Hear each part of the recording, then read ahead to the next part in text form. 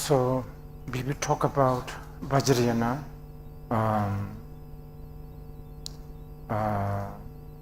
but we will also refer to or overlap with the Mahayana again and again.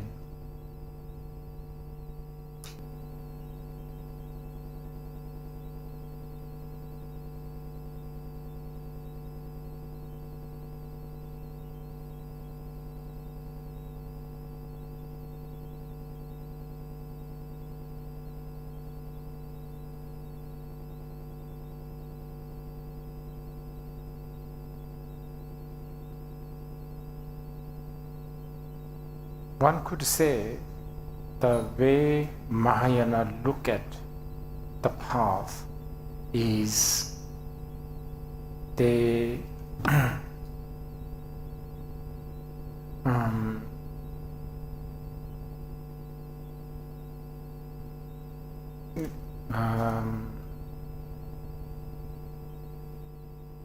okay, I think we will use this classic classification. We use the word ground, path, and the result. So ground, when we talk about ground, we are talking about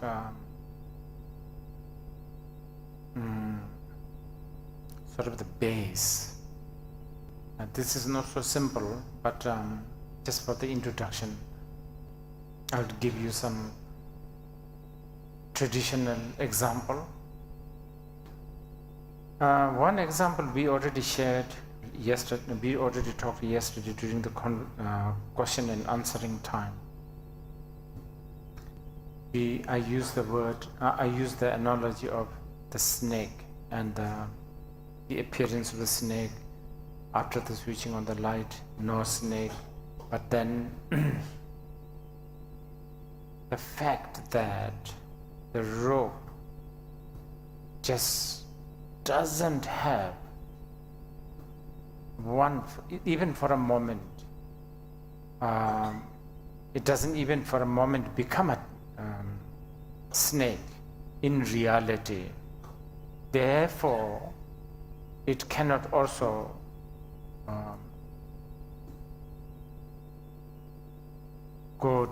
it cannot also experience no more snake.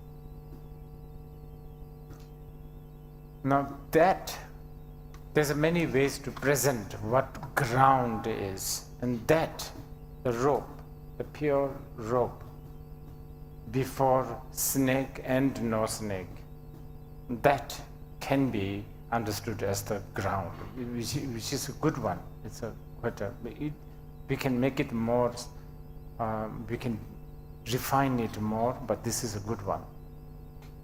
Now, remember yesterday I said during the path, we also use a lot of path language. In fact, that's all we use, path language.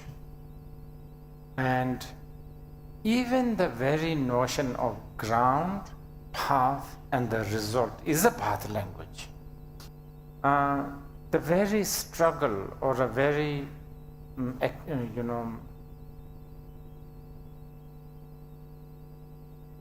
necessary to to point out to somebody, this is a rope, this is not a snake, only exists because there was a delusion of thinking there's a snake. Sorry, this is very little technical, but this is kind of important. Okay, I want to make it also very practical, because too much philosophy and too much technical language, probably you may feel it's kind of out of reach. Let's do that now. Let's just look inside. I mean, inside is just a word. Just okay, let's be quiet for a while.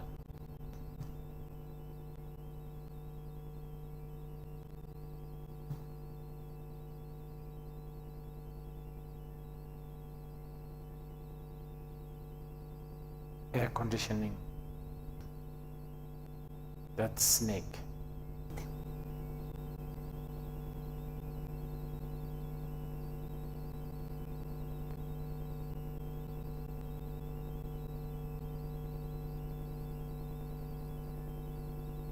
I don't know, so many thoughts, whatever you have. Those are all snake. And what usually happens is something like this.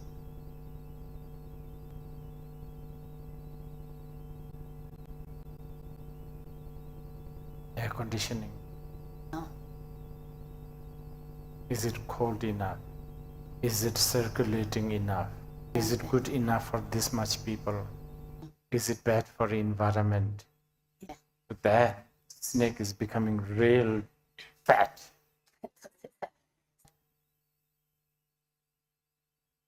Okay? Anyway, more importantly, just again, let's be silent for a while.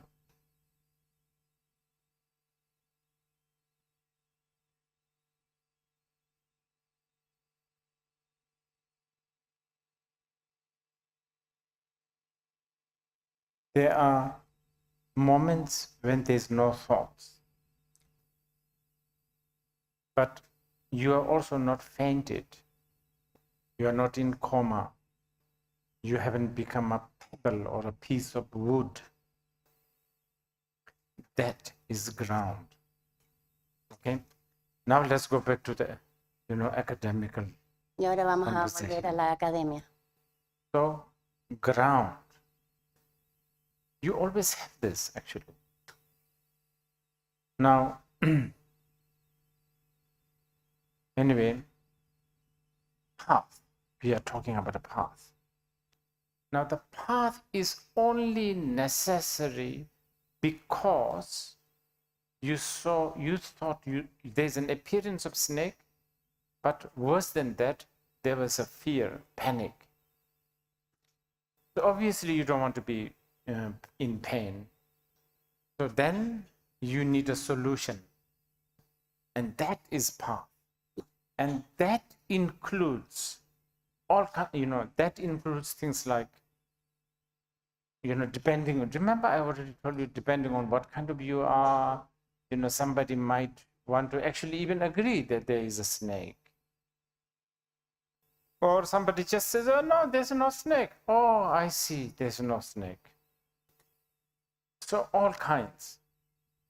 But it doesn't matter whether someone actually have to use this trick to make you think that there is a snake, or someone says, oh no, there's no snake. It doesn't matter. Rope hasn't changed at all. Now, anyway, after applying the path, these methods, when there's a relief, that's a result. Okay, many of you, the old seasoned, students, you have heard these examples a lot. But, I will use two more. One, again, another classic one, which is, and I want to use this because, the second one, because in case you want to receive tantric initiations, like a abhisheka, this example is useful. Because the word abhisheka has the connotation of pour or install. Install. Ah. So let's say you have a dirty laundry. Now you want to make it clean. You want to abhishek. You want to install. You want to make your dirty laundry clean. Okay, the tantric attitude is like this. The laundry is by nature not dirty. Not only tantric, even Mahayana actually. Dirt is something you collect temporarily, and it's a alien, what do you call it? It's an sort of alien, I'm trying to find some sort of a scientific word, what do you call it? Yeah, it's not its nature. When you bought your shirt, the dirt did not come with it. Well, hopefully not. Anyway, they don't sell, oh, this is a wool, this is cashmere, this has like 5 ounces of dirt. You don't pay for it. So the cloth is by nature not dirty. So you cannot make the cloth clean. What you are doing is you are removing something that is not cloth. These are very, very generic statement, okay? So just so that we can communicate. But for a practitioner, for a deluded follower, one could go through the excitement of buying the soap, the laundry machine, the washing, and then when everything is finished, so clean, all that you can go through. And just as thinking the cloth by nature is a dirt, is a delusion, thinking I will be free from the delusion is also a delusion. Okay, so many times the word abhisheka, we understand this as a pouring, installing the clean state,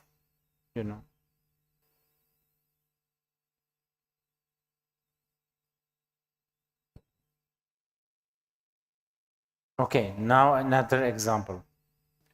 This one, I sort of made it up. I cannot get all the credit.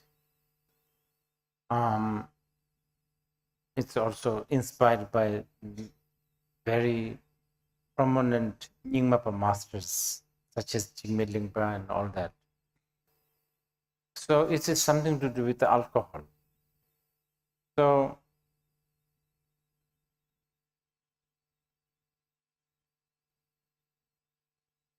after drinking a lot of alcohol or a little bit of alcohol, we get drunk.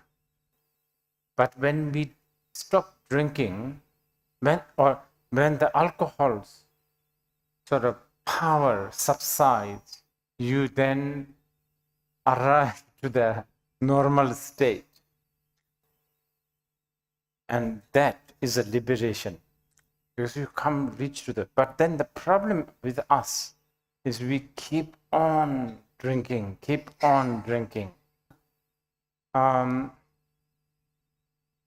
Now, so what I want to say is, by nature, you are not drunk.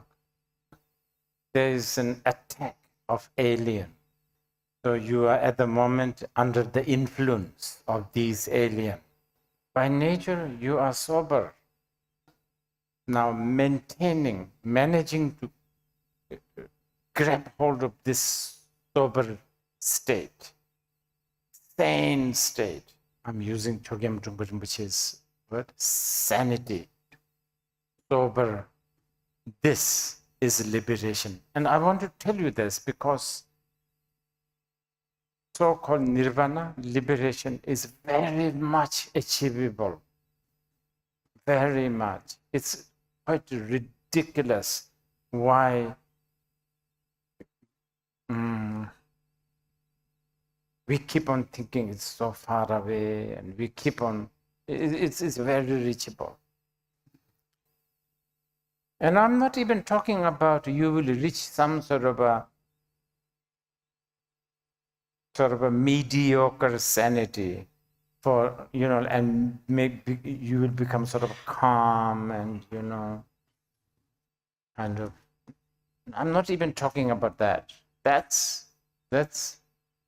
I'm talking about something much more. I am talking about what Chetsun Senghe Shora, great master, he said, if you do this, especially, some of the tantric practice, diligently, within 6 months, your body will become rainbow. But that 6 months is quite a tough exercise, though. That's actually doable, really doable.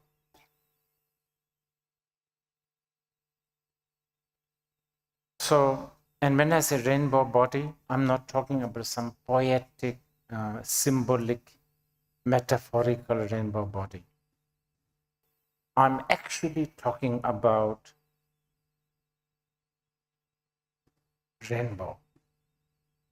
I'm talking about appearance and emptiness together.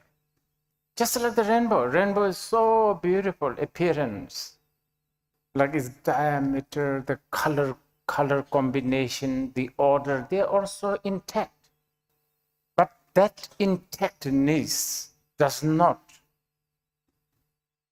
negate the emptiness aspect of it.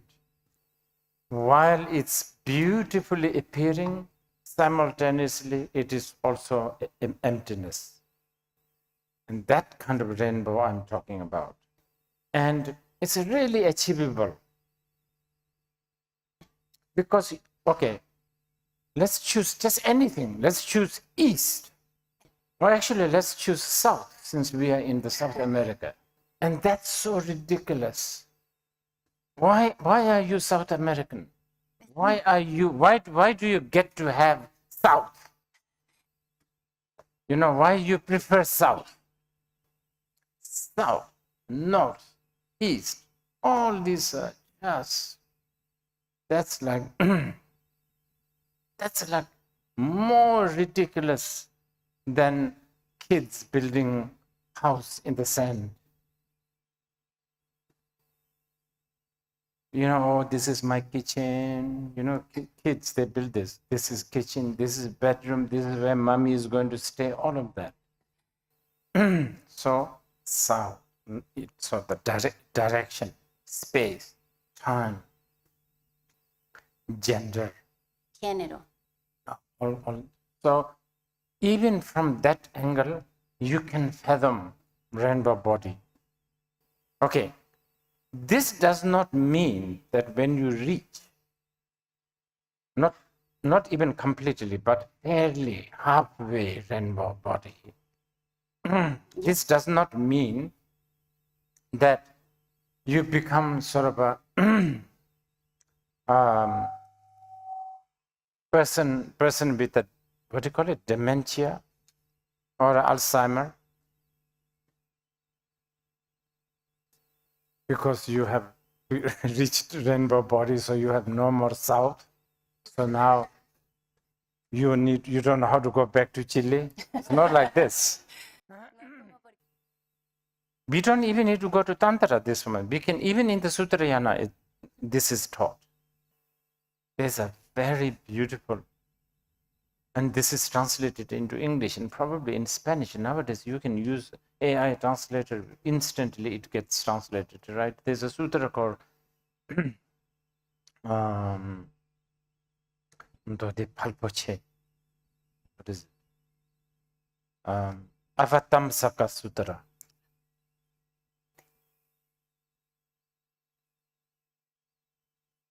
There used to be a professor in America. He died. He said, Avatamsaka Sutra is like, reading Avatamsaka Sutra is like watching Star Wars, but like 100 times better. It is about a young bodhisattva visiting his teachers. He will visit one teacher, and this teacher will say, oh yeah, but there is another teacher, you should go there because he or she can teach so much, all that. And it's such a beautiful sutra. And the young bodhisattva get sent by one of the teacher to the next one. And even the journey are very, very nice, very, very symbolic. Like, I forget the orders and the numbers. There's 52 teachers starting from the teacher number 1 all the way to the 52. One of the teachers says, okay, you should go to the next one. And sometimes there's instructions. You should go to cross this mountain, climb this mountain, cross this river, go through this valley, go through this forest, then you will find your next teacher. So the young bodhisattva go through all that hardship. And then he finds his teacher. He learns from this teacher. And then, I don't know, months, years later, this teacher says, oh, you should go to the next one. And then he was, where, and can you give me a map or something, instructions? And then there's one episode where there's no instructions. You just have to wait. Yeah, you just have to wait. You understand? I mean, even just that, it's such a profound statement, right? Just not searching, just waiting, that longing, just long, but you don't know where you are waiting, just wait. And then the teacher appears. And then many teachers are what usually we expect a teacher look like. Beard, like long, all that, sort of all that. But some are not. One teacher is I think 7 years old kid that he will have to find on a beach playing with some other kids. The bodhisattva will find him after many, many years of searching for the kid. And finding the kid, he will just, throw himself, all his body, cry, I've been looking for you, to this kid. I really like this kid's teaching. I used to always read it again and again. Because the kid teaches him number 1, 2, 3, 4, 5, all that.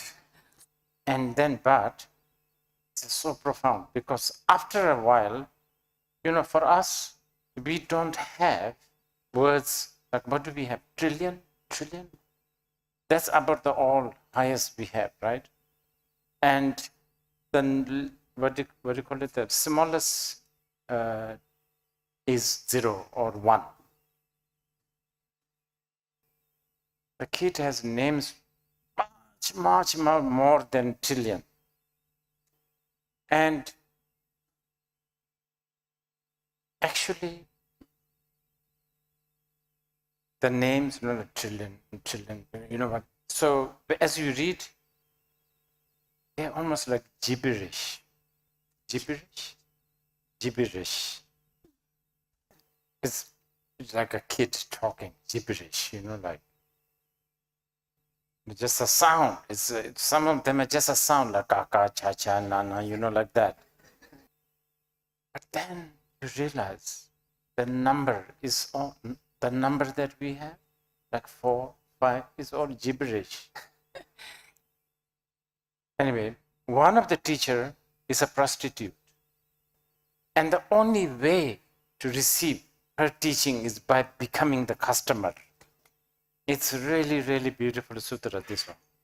But I think because sutras are quite long, so I think a lot of people sort of not read these, but also not available for a long time, I guess. The sutra was one of the most revered and popular in China. In fact, in many Chinese monasteries and caves, they have depiction of this bodhisattva's travel. Anyway, I was talking about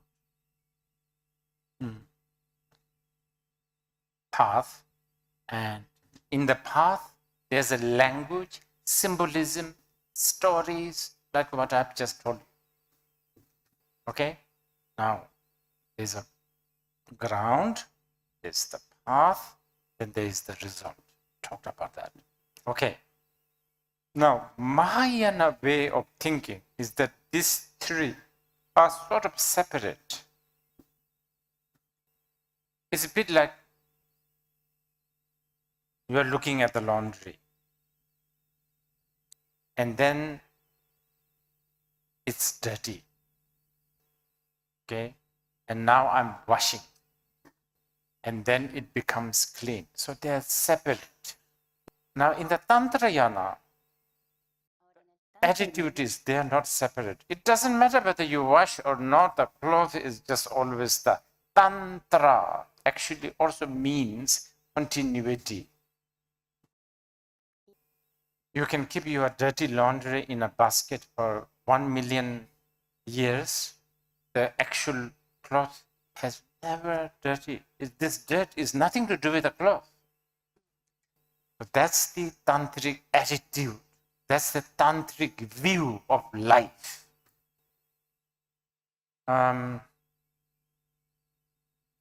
Tantric view of life is really precious.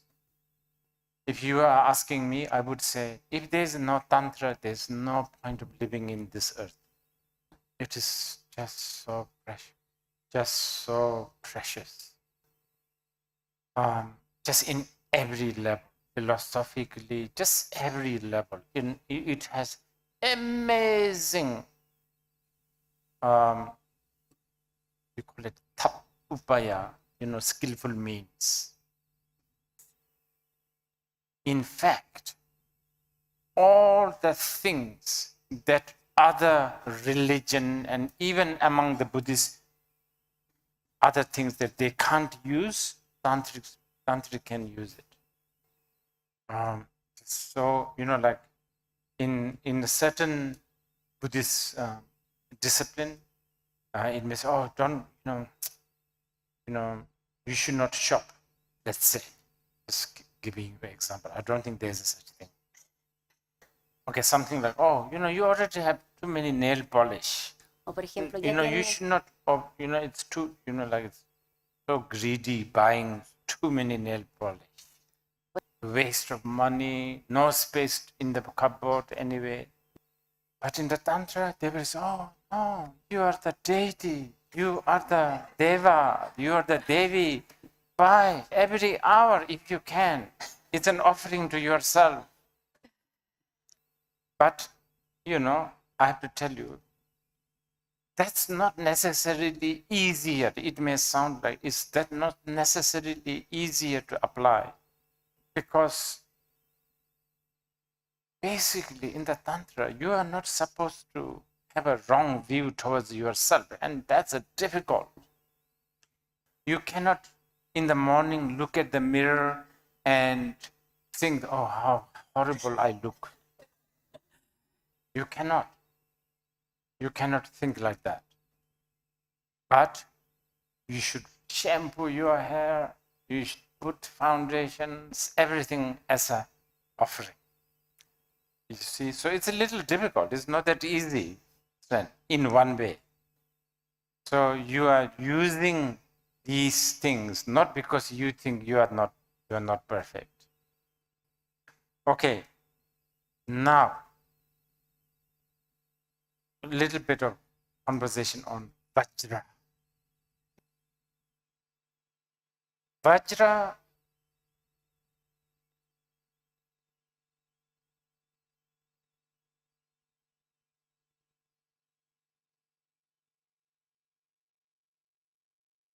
I don't know, but there's an English word for vajra. Some people even use diamond, but definitely not. Because the Tibetan and the Sanskrit word vajra translated into Tibetan dorje, which has a lot of connotation. The main connotation of vajra is unsplittable. And diamond you can split into rings, nose rings, you can cut, right? Some maybe a good example is maybe sky. Well, although we do split the sky, unsplittable. Unsplittable meaning undestructible. Nothing can destroy it. Nothing can persuade it. Nothing can contaminate it. Nothing can influence. Yeah, that's vajra. Okay? Now what is it? What is this? You already found out earlier. So let's be silent a little bit. Thinking of air conditioning, that's not it. That's splittable. You don't want to think about air conditioning, then think about a coffee.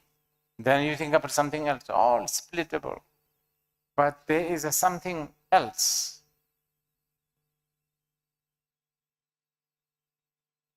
That is unsplittable. That much all is I can say now, because in order to really construct this teaching, you need to hear the whole tantric, Maha, Anu, and Ati Yoga teachings. Let's say if you are doing the Nyingma tradition. And then for that, you need a bit of a preparation. And I'm not saying that you should do Ngondro. Yeah, of course, that also. But the real Ngondro meaning, sort of a preparation in many ways, preparation with your attitude, preparation to enlarge your capacity, so to speak. If I do like this, and I said, this is Buddha. Right now, no capacity to think this is Buddha. Because you are stuck with 2,500 years ago. He was born in Lumbini. He was the son of this and that. This Buddha? No, not possible. Which means you are narrow-minded. Which means you have no capacity. Which means you are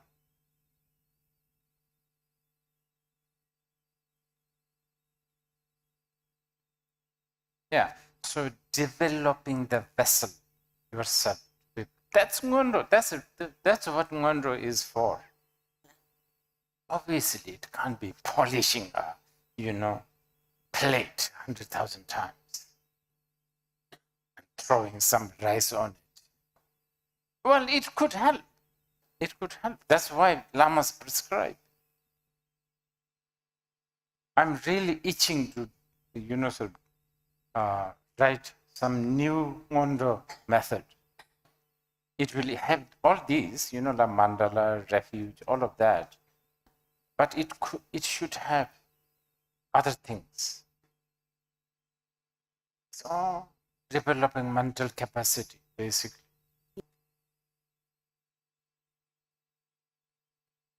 It's doable, by the way. It's doable. Mundro is just basically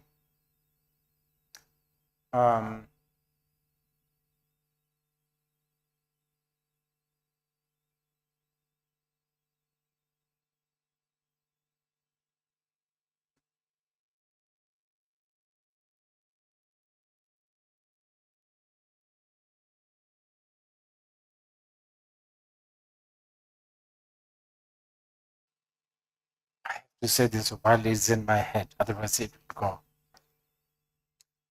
In my idea of, what is it, the Mundro for people, I was thinking even maybe have Che Guevara and ask people to prostrate. This is specially for Americans, specially designed for that. I'm telling you, I'm sharing you this just so that you know what Mundro is for. It's really, really to release yourself from a certain values, hang-ups, and certain, certain principles. No more principles. Little difficult, yeah, but it's doable. It's all doable. If people spend money and climb Mount Everest, now that is one of the most useless things to do, actually, from my point of view. But if people can do that, this is much more easy. But I guess your merit, karmic connection, all this plays an important role. I know when I see these mountaineering people in Kathmandu, I just don't understand why they do this. But they must get so excited when they see the mountains. Karmic connection, karmic link,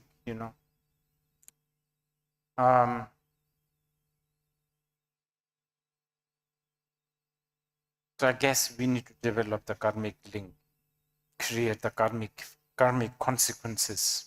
And by the way, that is also part of the Mundro. That's why there's things like Mandala offering. Is you are trying to accumulate that kind of karmic situation. For instance, like if I loosely translate some of the Mandala offering, some of the Mandala offering, if I just give you an example, you are saying, look, I offer this jewels, the mountains, the river, the human beings, the house, the garments, the food, so that, by making these offerings, may I be able to long for things that cannot be longed. May I have the admiration towards things cannot be explained. May I reduce this obsession towards logic. May I reduce this obsession towards things that make sense. May I long for this ground. That's what it is. The ground we talked earlier. May I really wish to know this and really dwell in it. That's what it is for. For instance, like Mandala offering, and then like a refuge. It's a similar thing. It's a similar thing. Okay, so again, going back to Tantra.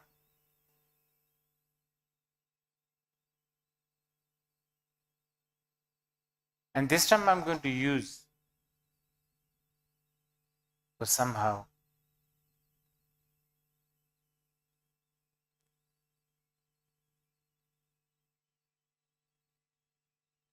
his head reminded me the word. This man's head somehow reminded me Guhya Garbha. Yeah. Guhya Garbha Tantra. So I'm just going to use one example. Maybe you might like this. You are, you're from this country that has a lot of what ordinary people call magical.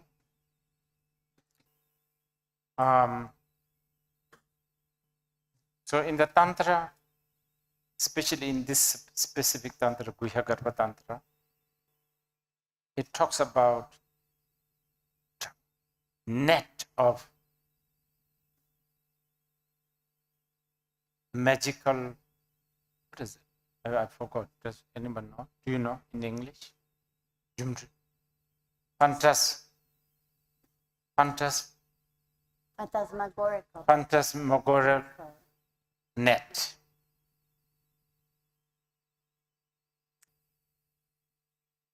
Yes. Sometimes even they use the word matrix, right? Matrix. Let's use magic. Magic is good. So the Tantra thinks, yes, everything is magical. Everything is a net of this, what? Phantasmagoral. Yeah. This is a very big subject, so let's see how we could, just for your example.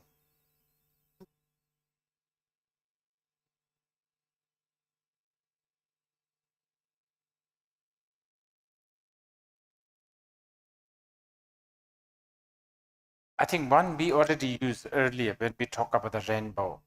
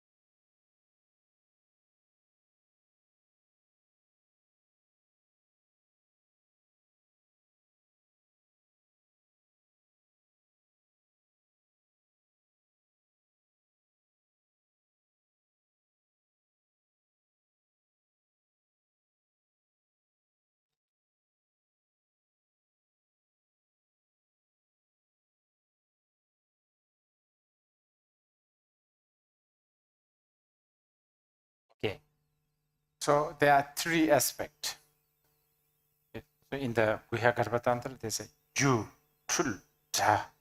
Ju means something like illusion, fake. It's also derived from the Sanskrit word maya. It's fake. Now, so chul mean the second word is emanation. Okay, so in the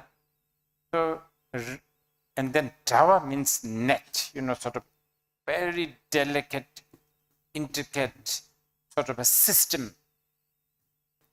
So for magic has that. I mean, the rainbow has that. That, the intact, it's not really there, it's fake. But there's emanation of a beautiful color, rainbow, like circle, whatever.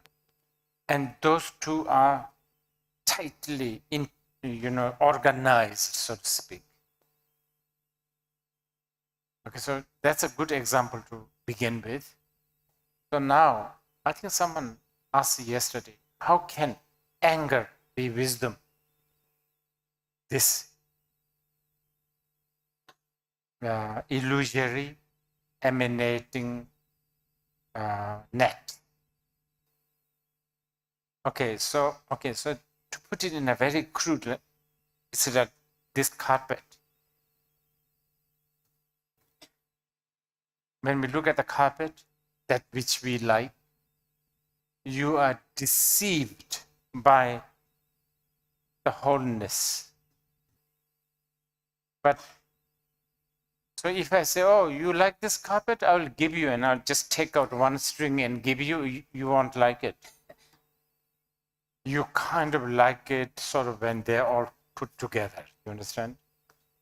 So the thread and the, I don't know, that form, so tightly sort of is a nice net. So yes, like that, anger, wisdom, samsara, nirvana, everything. That's how Tantra understand, tantric view.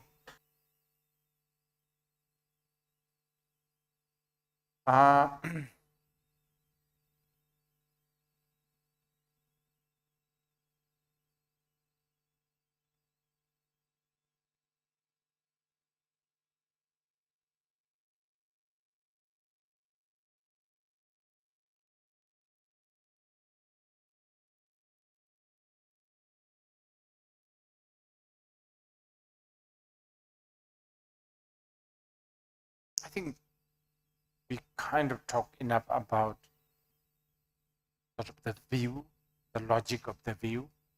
Now let's talk a little bit about the method. So the method really varies depending on, remember the snake, depending on what kind of people you are. It can be very simple, oh, this is not a snake, all the way to complicated method of, oh yeah, there is a snake, let me throw out.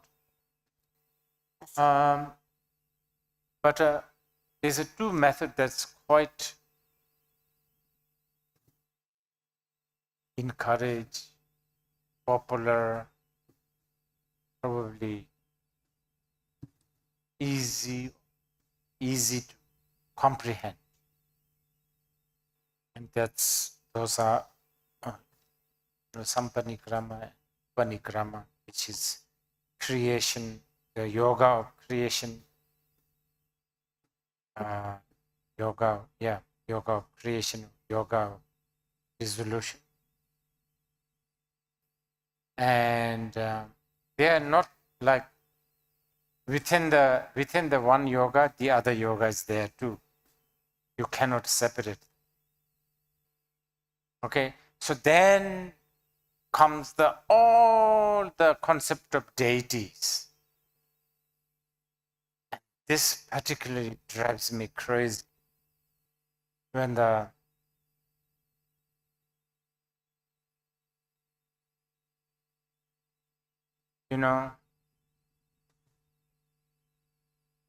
Buddhism a little bit, but mainly tantric Buddhism, along with Hinduism, maybe so-called Hinduism in India. Just imagine when the Mughals invaded India, followed by the English, Mughals, Muslims, Europeans, mostly Christians. Well, I guess they have their own so-called good motivation. So they look at these tantric people and they say, oh my goodness, these are really, really doomed. They worship goddesses with the tongues coming out, the skull, the blood, and then they have these, I don't know, all kinds of gory stuff, and they think these are really, these guys need to be taught. These guys need to be, fixed, basically. And then, they destroyed almost all of these statues, shunned them, all of that. And even worse than that is the Indian themselves. This is, I guess, this is always the case with a, domineering power and the subject. The subject always end up trying to please the, masters. So I think the Indians also, they really try to, some of them, they must think, oh yeah, maybe we are real primitive. Maybe we are, we are backward. So, yeah, this really bugs me a lot, but what to do? For instance, right now in India, they will kind of proudly flaunt a deity like Saraswati because she's kind of acceptable, a nice girl with a sitar, kind of. But Kali, they almost, oh, we don't know this. It's like they try to stay away, especially with the elite Indians, so-called educated Indians. I'm sorry, you Chileans, you have to bear what I'm saying. But suddenly I remembered that this is in Zoom, so I know some of the Indians may be listening, so I'm really talking to them. Have you been to India, some of you? See, like in India nowadays, they flaunt the Indian temples, ashrams, fairly kind of acceptable by the international taste. Have you seen any Indian gurus flaunting Khajuraho temple? What temple then? Khajuraho is like basically sex, like sex position, sex. Un templo Sex que with- muestra posiciones sexuales. That temple is a very important temple. But most of them, they don't really talk about it. Because Washington won't accept you. Because 10 Downing Street will not accept you. Brussels will not be happy with you. Basically, it's like this. But, this really gets me. But anyway, let's go back to our subject. In the Tantra, the real deity is what we have already done. Remember? We did, silent. That's the real deity. Now, to really get acquainted with this deity, then there's so many symbolic deities. And they, and these symbolisms are wonderful because it really will bug your normal hang-ups. Like me, I try to be diligent in practicing Tara. And it's really important for me because it really questions my obsession or hang-up of being male. Then I spent almost half an hour thinking that I'm a woman. Yes, not just that, much more than that, but even just thinking that is already poking holes in your habitual, that casket, that. And then 6 arms, 4 arms, different heads, many heads, all that. Yeah. So anyway, we were talking about the skillful means of developing creation. So within that comes so many other methods, such as puja, method of puja, meaning offering of flowers, incense, offering of your thoughts, even the most mundane thoughts, your excitement, depression, your whatever, all of this. Oh, so many methods.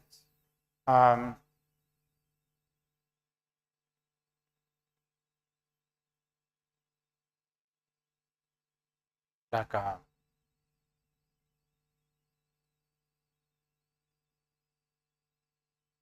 puja is one of them.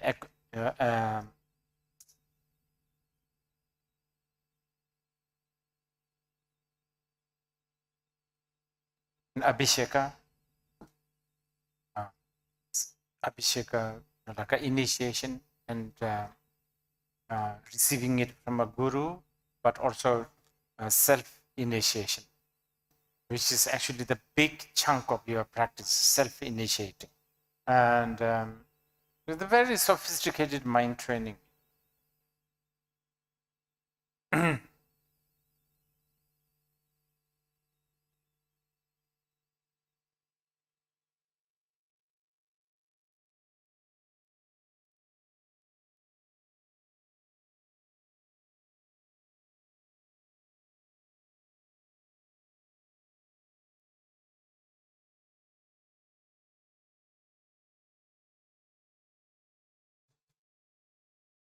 And then creating mandala, outer, inner, secret mandalas. In order to actualize the secret mandala, you create the outer mandala. And even the very structure and the description of the mandala, if we pay attention, we will get a lot of view in it. Okay, for instance, one of the criteria of the mandala.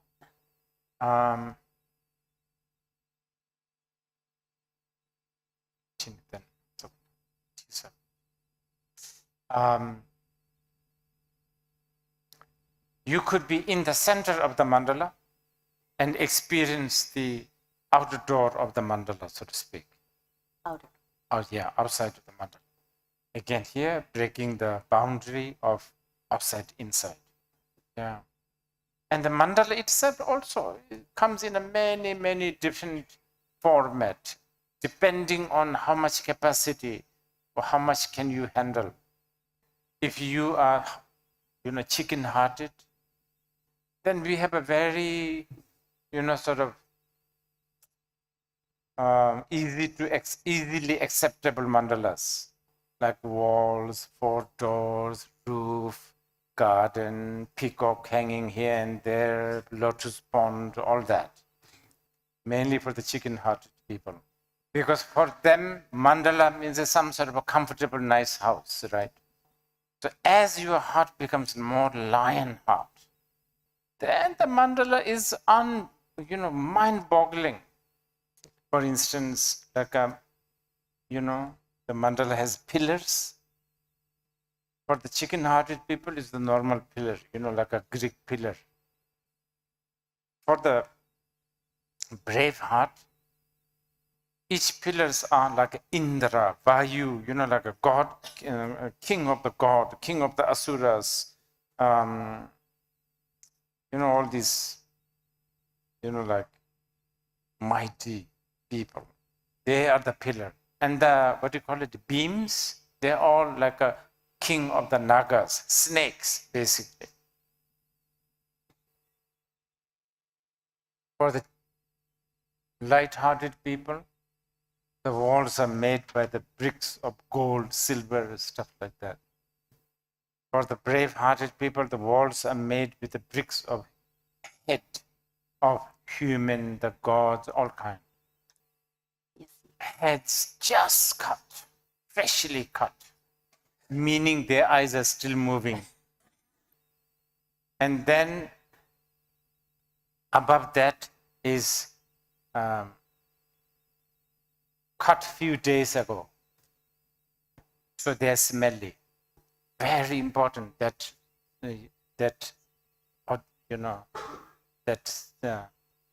smell is important, that bad smell. Then above that is the skull.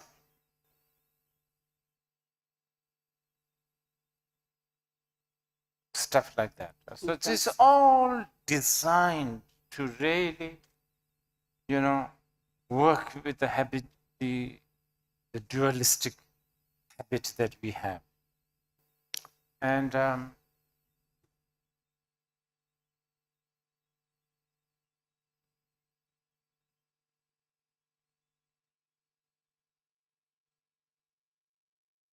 we would take a break, and then when we come back, we would talk a little bit about Sampanikrama, the yoga of dissolution. Entonces vamos a tomar un intervalo de 15 minutos y cuando volvamos vamos a...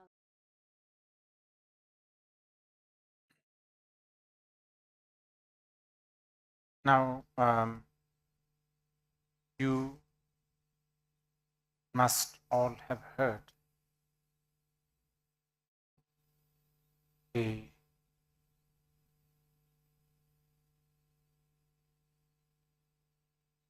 Buddhists talk a lot about duality and therefore non-duality.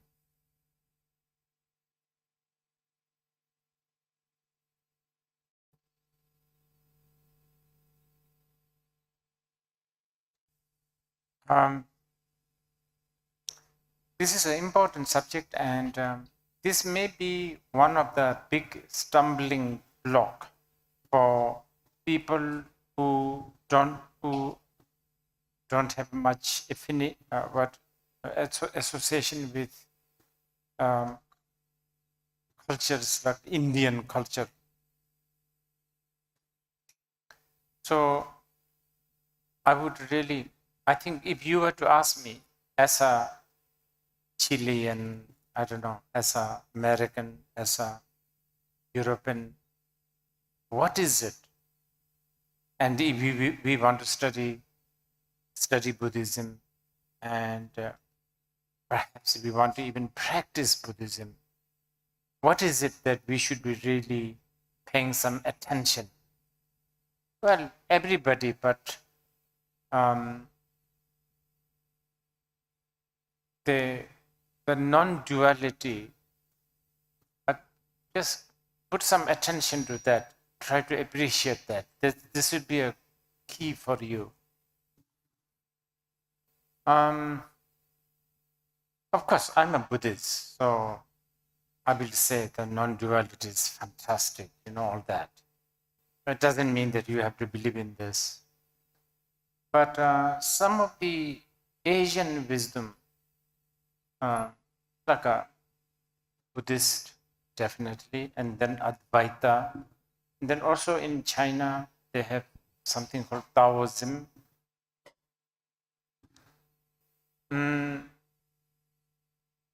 The value for this non-duality is there. Of course, now, even in those places, nobody has time. Actually, in fact, like the Indians, they have spent so much time and energy and billions actually. They actually learn to be dualistic as best as possible. It's a bit like this. If you were to ask a Buddhist, what are you most afraid of? Like, what is the Buddhist Satan, so to speak? They would say that it's the dualism. Okay, maybe I'm simplifying it too much. I'm sure I am. But most of the non-Eastern tradition and the thought and the religion, not only they don't mind being dualistic, but they almost encourage dualism. I'm teasing you a little bit, but only a little bit. This is why I feel that this, culture of duality really influences the way you look at the world. Like, I feel that the modern West really is obsessed with, those evil men, let's all kill him. He is the one who is destroying the world. In India, they don't think like that. Bad is good, good is bad. That it's all so, murky in the, real sort of the Indian sort of basic traditional sort of wisdom. Okay, I'm teasing you a little bit. I'm 63 years old. I'm entitled to tease you a bit. Especially Americans and English. They always find evil people somewhere. Have you noticed? It's never in London and Washington. It's never there. It's always somewhere. But yes, as I said, I'm teasing you a little bit, but at the same time, I'm serious because I think it has a lot to do with the culture of duality.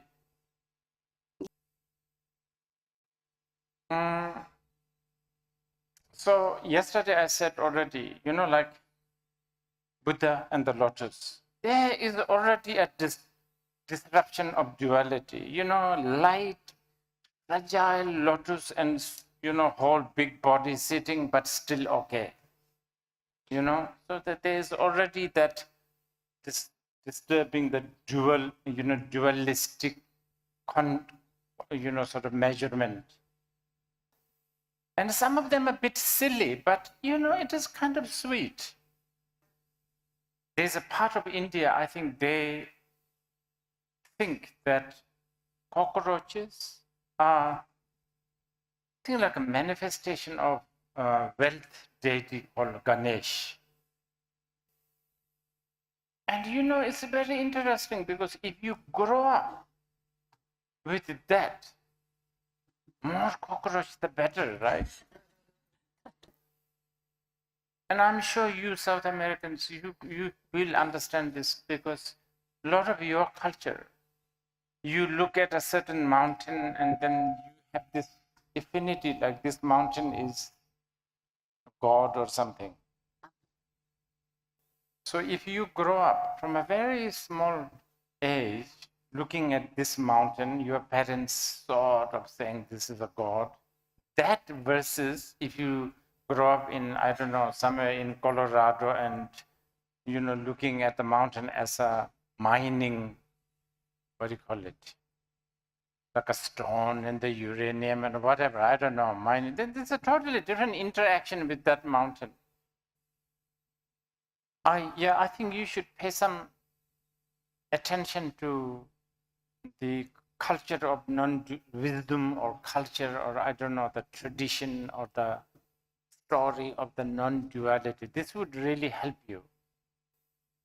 And especially if you want to understand Buddhism and especially Tantra. Oh, Tantra is like non-duality in the most raw form.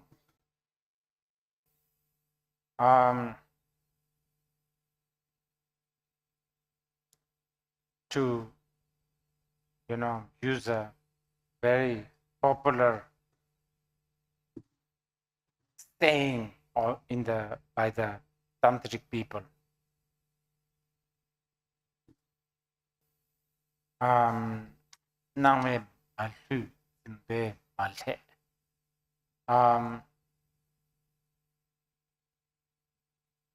Don't let the appearance deceive you, but don't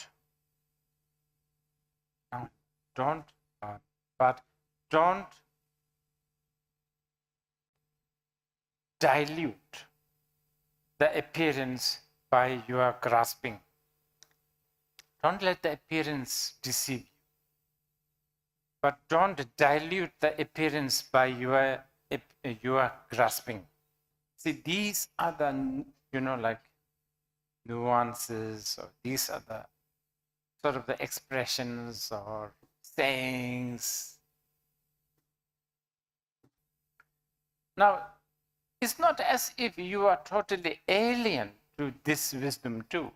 You have yourself in your culture like things like, oh, appearance is deception. What? Appearance is deceiving? Something like that. And you have like optical illusion.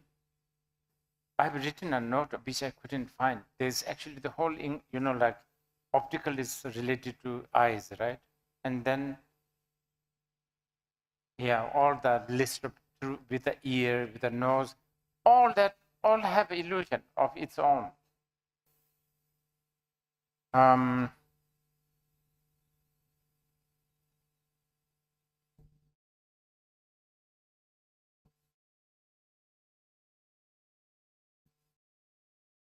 So with this kind of non-dual view, relating to the world and relating to your body, and also your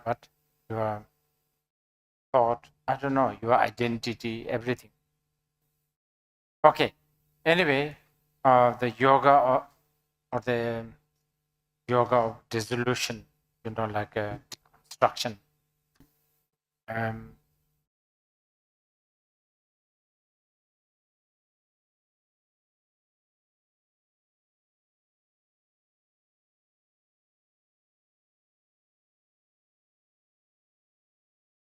This is again very big teaching. Probably more. There are more teachings on this than the yoga of creation.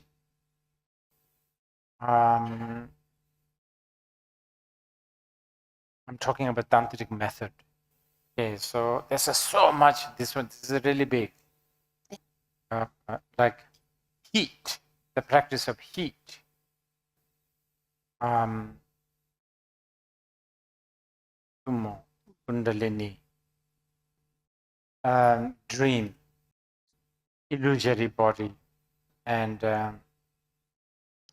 luminosity. There's so many. And accordingly, the practice of behavior, like behavior. I think we discussed this few yesterday, like there's a practice of like disappearing, not staying in one place. Okay, let's just maybe like just let's say Tumo, Kundalini, the heat. So The tummo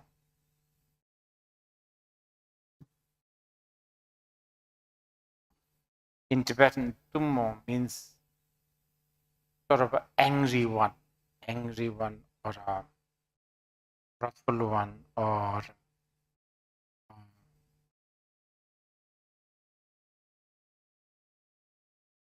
sort of unbearable one, something like that. And also it has a mo.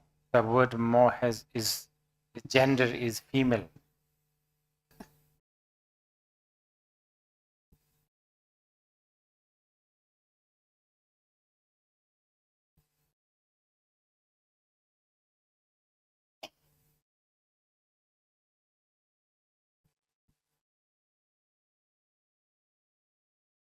Fierce one.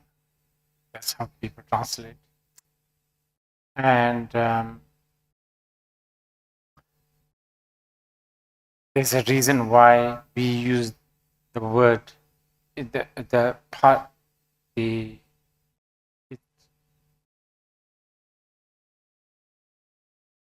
associated with a feminine.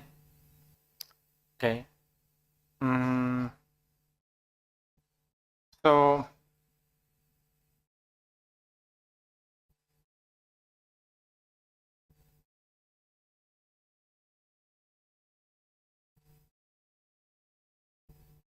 is also symbolized with fire.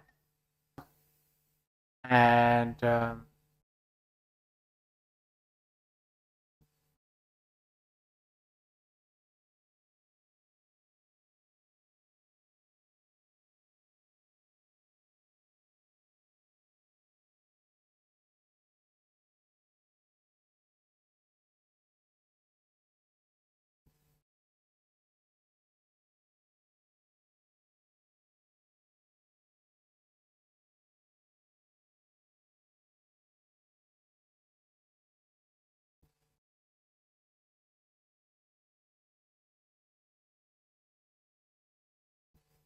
okay, just trying to sort of think how to present this so that we have sort of clear general understanding of tummo, or the fierce, the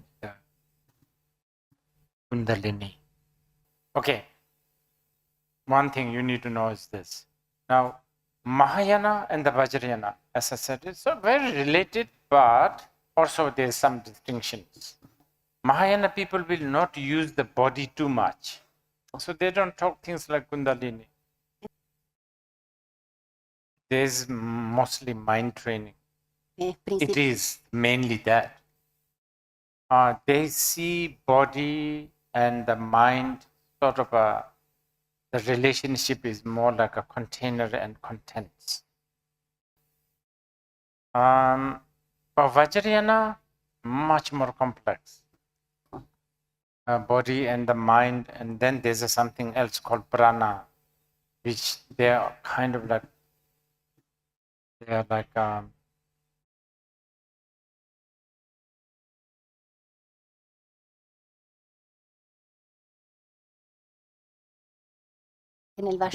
kind of one, but also different. So in the Mahayana, body is only used as a utensil, we call it precious human body. Okay, let's use this body to practice dharma. But in the Vajrayana, much more than that. It's not just a utensil. It is the part and the parcel of the actual practice.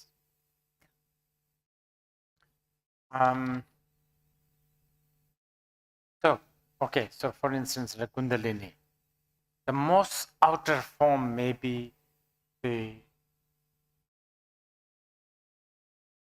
using technique to control your posture and breathing, prana. And there is a specific technique, several different kinds, such as vast retention. By doing so, what it does, is it creates a special kind of a heat. Now, what does heat do? It burns, it consumes. So the point is, this heat consumes or perishes or burns all the dualistic prana and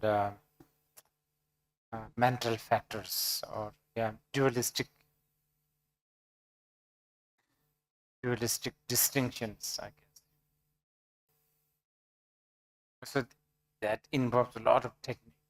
Okay, the most simple and the most profound and the highest level of the Tummo, you can call it like a Mahamudra or Mahasandhi. No breathing exercise, nothing.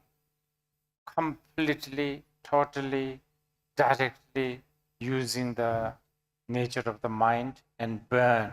With that, we burned all the other dualistic thoughts. Also, the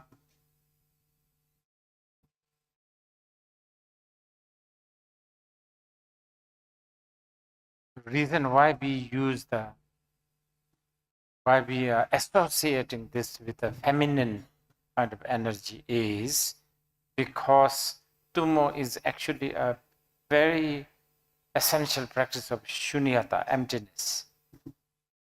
And shunyata is wisdom, always is represented by feminine symbol or feminine, I don't know, feminine kind of quality or symbolism, I guess.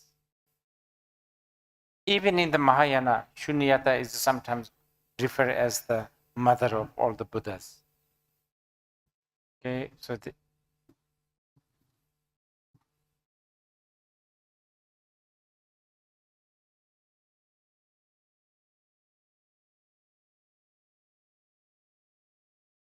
and then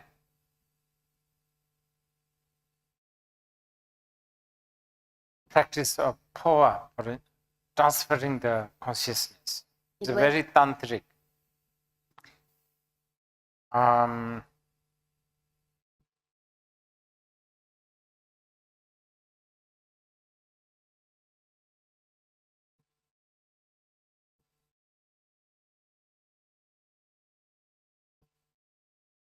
Basically,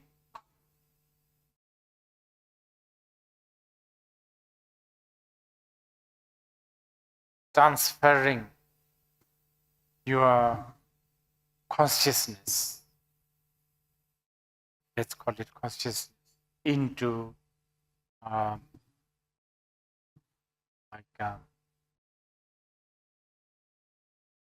of the guru, or so on and so forth. Yeah, I think so. Practice of the yoga of dissolution is really grand.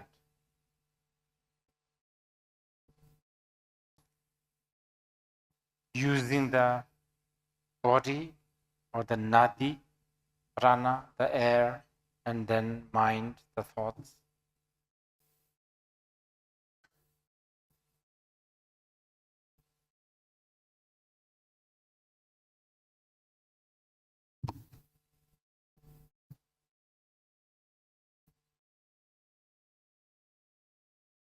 All aiming towards actualization, non-duality.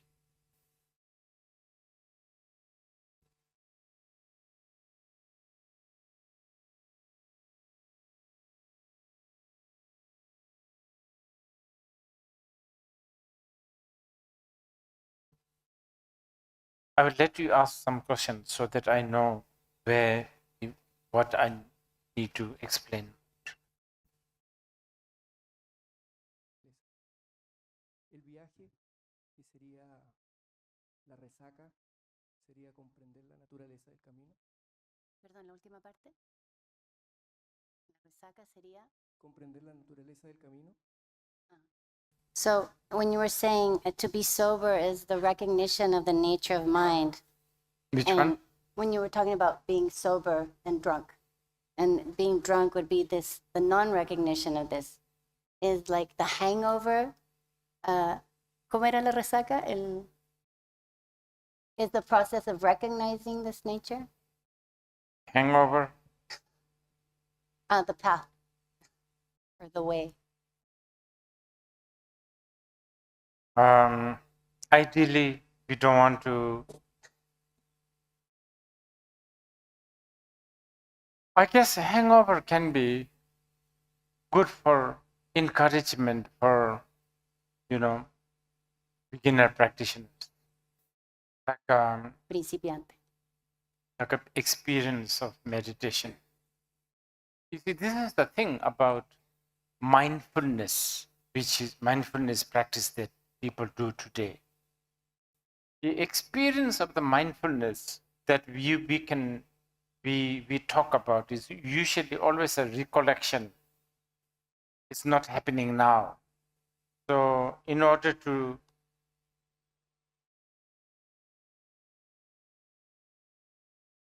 recollect more, we enroll ourselves doing more mindfulness meditation. But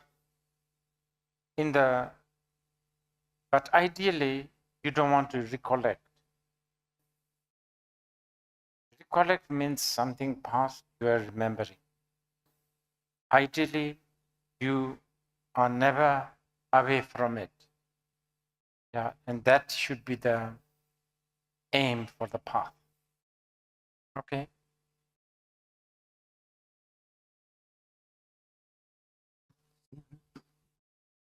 Can I ask a question? Yes. Tengo una pregunta. In Garland of Lotuses, Khyentse Rinpoche says, "May there arise in my mind bodhicitta, the inseparability of relative and absolute truth." Can you elaborate? Okay. Mahayana level. Nivel Mahayana. Relative bodhicitta is like aspiration bodhicitta, like may all be awakened. And applications such as, like actually doing like generosity, discipline, breathing, tonglen, all those things. Now, ultimate bodhicitta is really dwelling with the shunyata, actually. You have to have both. No ultimate bodhicitta will not make the bodhicitta complete. So that's very Mahayana level. Yeah. And it is, yes, this is totally accepted in the, in the Vajrayana. But they have their own little bit different nuances. Relative bodhicitta is to see all appearance as the deity, all sound as the mantra, all thoughts as the wisdom. And ultimate bodhicitta is, like in the Mahasandhi's case, never to depart Dharmakaya, Sambhogakaya, and Nirmanakaya. They do not contradict the Mahayana and the Vajrayana. They do not. It's just that Vajrayana version is probably more direct and full. Always go back to my gold analogy. Looking at a bag of ore, attitude is, I can make this into gold. I can make this into jewelry. The Vajrayana is, I make or not make, it's a gold. Okay? Thank you.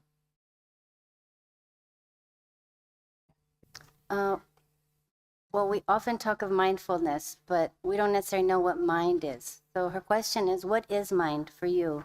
Consciousness, processor of emotions and feelings, of reality. What is mind for you? It's a very big question. Answering this question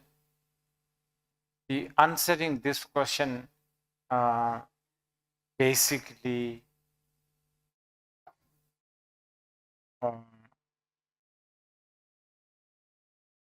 ended up having what we call 3 turning of the wheel of the Dharma. But this is important question, so I will give you a traditional answer because I think you need to hear the traditional answer. It's difficult to understand, but you should hear it. Okay. So question, what is mind? Now pay attention. The answer has 3 lines, so to speak. Prestar Three atención. part. And 3 part, 2 contradiction. Okay. First line, mind. Second part, there is no mind. Third line, mind is luminous. So that was the answer by the Buddha himself. This was the Buddha's answer. So the first line is basically what you are talking, feeling, thoughts, ideas. Is this mind? Okay, yes. But second one, if you look at it, it has no color, it has no shape, it has not here, not there, it's not inside. Where is it? Where is the beginning of this? Where is the end of this? All that. So you come to a conclusion that mind is emptiness. But does that mean the mind does not exist? No. That's the third one. The third answer is really big. The mind is luminous. Now don't ask me what is that. I mean, ask me, if you want to know, you can ask me again and again. We will. This one is a lifetime project. But on the other hand, earlier, when I said, let's be silent, you did experience that luminous. But it really needs a proper coaching. And you really should look for it. If you are pursuing the Vajrayana path, please have aspiration to pursue this path.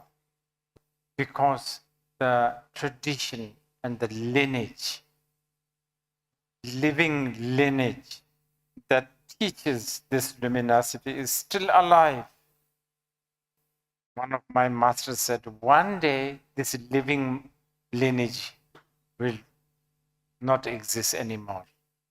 Then, no matter what, you can read books, whatever, you will not really get it.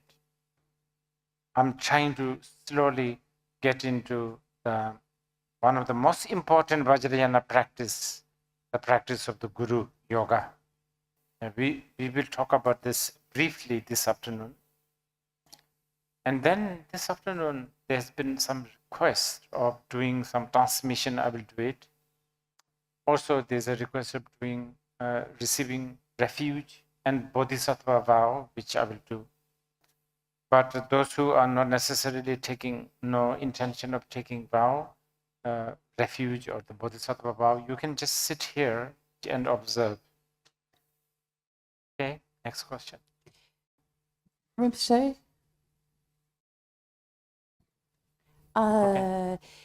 Because this living lineage is still alive, and you said this morning that you were itching to write a new Mundro that has these other aspects, I wanted to request, please, that you could do that to benefit all the beings of this time, and also that you could do it soon, like this year, or maybe next year at the latest. I have to think about something for Australians. Okay. Anything else? Yeah, one more. Yes, thank you, Rinpoche, for all your teachings.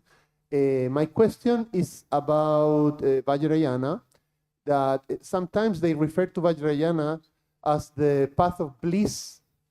And this word, the bliss, like in our culture, in Spanish culture, is more related to pleasure, and we imagine things that is going to be like ecstatic. But if you could elaborate a little bit on the resolution of because I think it's a little bit misleading too.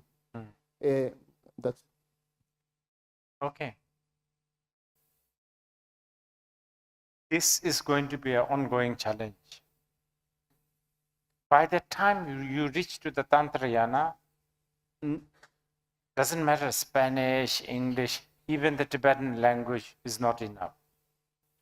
Tibetan language is not enough, Tibetan idiom, Tibetan analogy is not enough, good enough. But one could say the Tibetans, because they have hundreds and hundreds of years of that culture, so it did help. It does help, that. Okay, so there's a reason for this. It's quite, it's like this. So, problem. Okay, say this is the problem, and this is the solution. When the problem and the solutions are, what do you call this? Visibly and obviously different. Okay, but really, really different. Then usually this is what we call causal path. Okay, so like a problem, anger, solution, love. Of course, two different, right? So they wage war. Now, as you go to the Vajrayana, Tantrayana, then the problem and the solution become closer, closer, closer, So actually, by the time you reach to the Tantrayana, solution and the problem are the one thing. So difficult to articulate. Bliss. What is in Spanish? Gozo. Gozo. Or What does it mean? Can you tell me? ecstasy. Ecstasy. Okay. Actually, that's important. The sexual, that's an important one.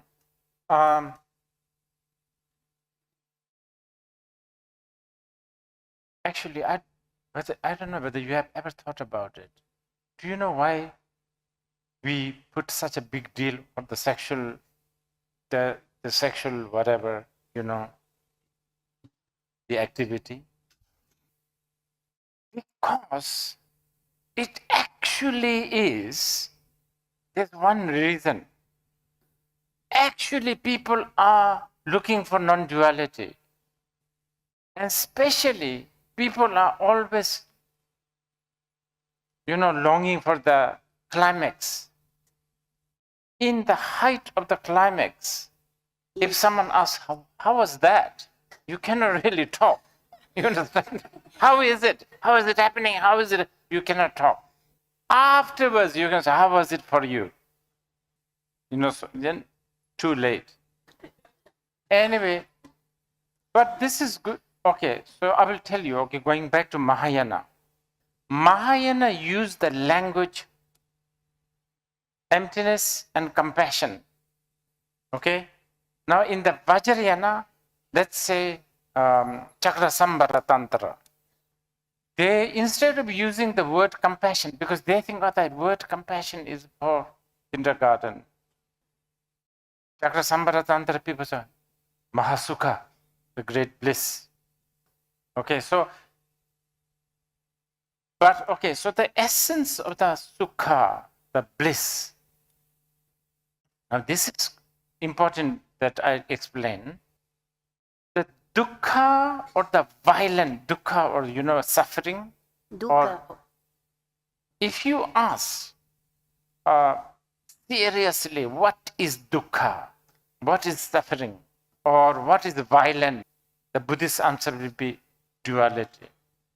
As long as there's a duality, there's pain and there is a violence. So sukha, which is the bliss, is actually the opposite, right? So it's the non-dual state. That is the bliss. So it's okay. You can use the word Tantra is the path for bliss. I think you have no choice. And it's kind of nice word, right? Bliss. If you use word like, Tantra is the path for compassion, it's okay, but you are doing disservice. It's like, you are downgrading the tantric ability, so to speak. But I think, of course, not everybody is going to understand it, but, at least you yourself can, okay, so that this has got something to do with the non-duality. And, Yes, it was. and also the non-duality is related to the union.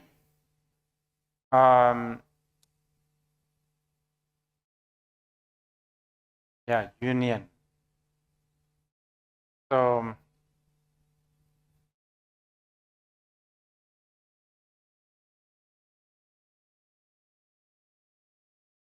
the greatest union is the inseparability of the appearance and the emptiness, of course. Like the rainbow, it's there, but it's not there. And these two are in union. And that's the matrix, that's the net, that's the, organization, so to speak. It's okay, I think Chogyam Trungpa Rinpoche, I think he used it. That's the orderly chaos. I think he used that. And just because it's in my head, the Taoist, the Chinese Taoism, it's really profound, I think, I mean, I don't have any time. If I have time, I would really want to learn.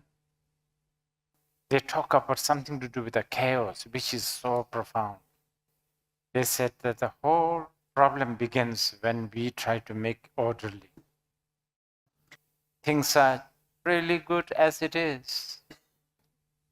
But then we begin to put things on the shelf. I think it's so nice. It's really. But sadly, I think Chinese also, they really lost so much of their wisdom. Okay, one more question before lunch, I think. Oh, thank you, Rinpoche, again for your Okay, after this, then, please. incomparable generosity. Thank you. So with duality, we have this, if we think in quantum physics, the light is the particle and the wave. In the body, there's the sympathetic nervous system and the parasympathetic nervous system. And then the two genuine kayas, which I'd love to hear more about. But there's so much of this duality. I wonder if you could explain it a bit in kind of a physics way, because that seems to appeal to people who are brain damaged like me and educated in those things. I don't think so, because the only one thing I can tell you is I watched a movie called Dance of the Cosmos or something. What is it called? Cosmos. Dance. Dance. About physics. So amazing. I was just so amazed. And there was also like discussions among those scientists. And I almost wanted to goodness, you guys should really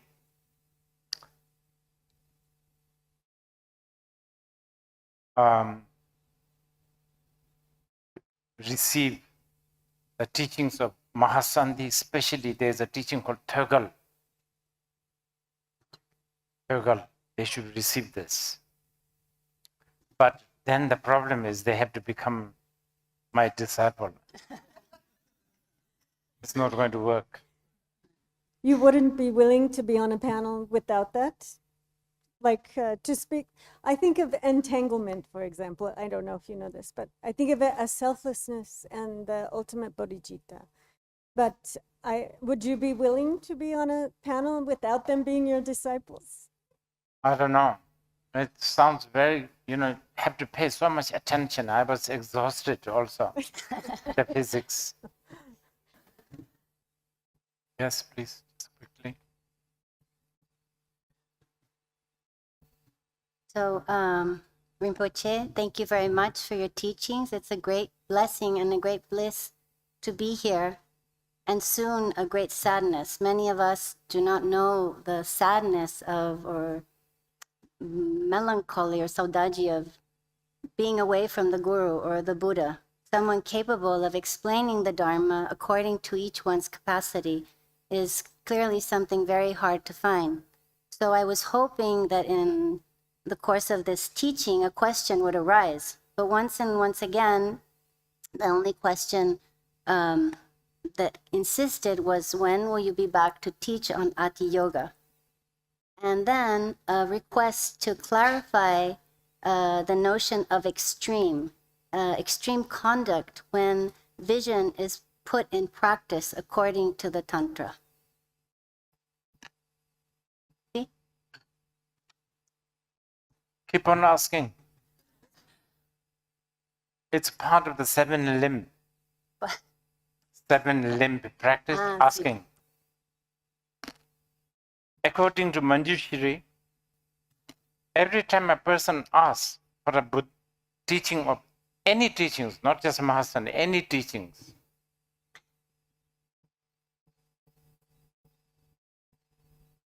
I'm not good with math. What is 1 and 7 0?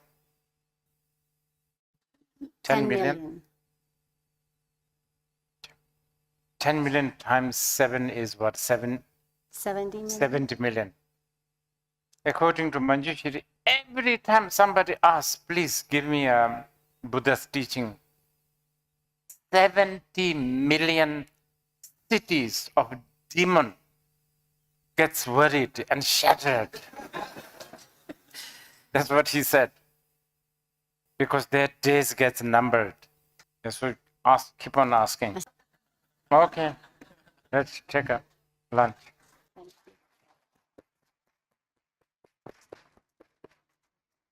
So I have already told you about how in the Vajrayana or the Tantrayana is really a path that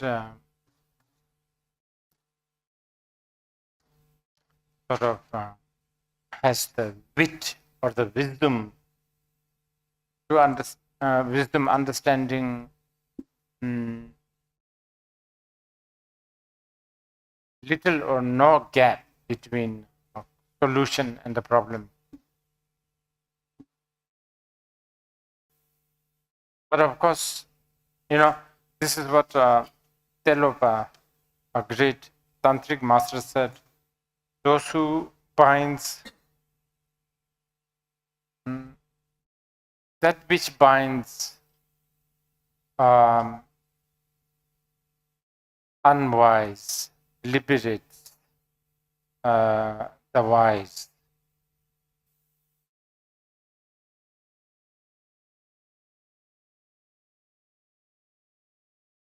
So many examples are given, like some of the examples are very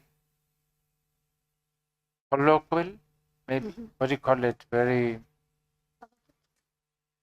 If you have water in the ear, you put more water to take out. Stuff like this. Anyway, chief among, especially in the highest Yoga Tantra, chief among all the skillful means is the Guru Yoga. Now this has caused so much, misunderstanding throughout the centuries. First of all, we need to know Vajrayana has always been a bit of a controversy. For that matter, even Mahayana was a controversy within the larger Sharvakayana tradition. But as you know, the way we define controversy is like it's very connected to how we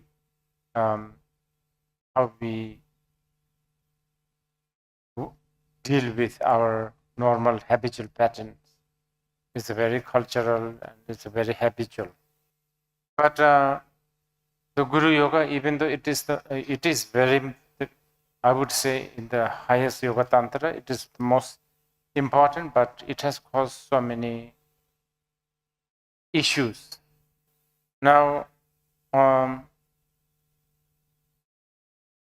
Buddhism has one outer obstacle it has always had that. I think all religions do, especially Buddhism.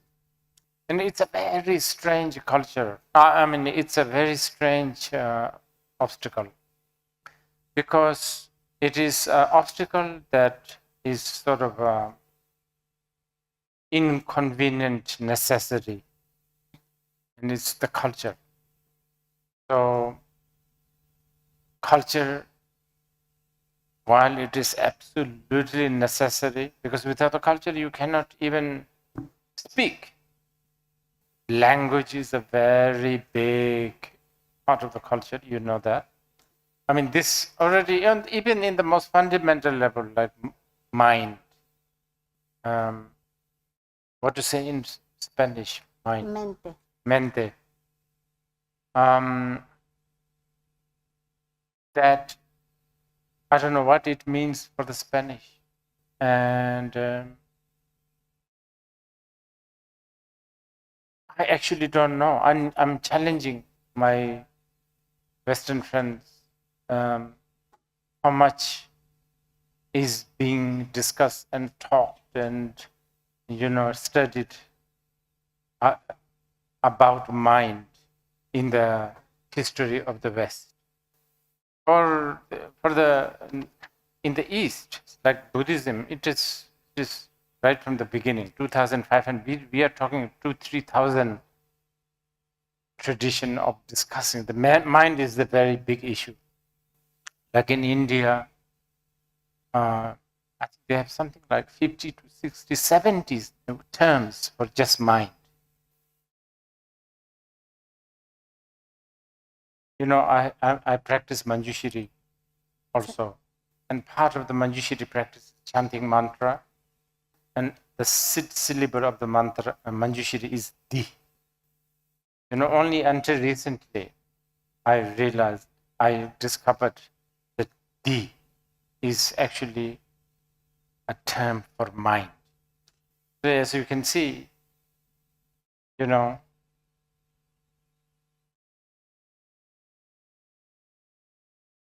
mean, this is a culture that actually chants mind, Di, Di, Di, Di, like that. So, see, culture is important. It's a very important. But culture is the biggest obstacle also for Buddhism, because it really hijacks all the time. So when Buddhism went to Tibet, the Tibetans have their own culture. Tibetans,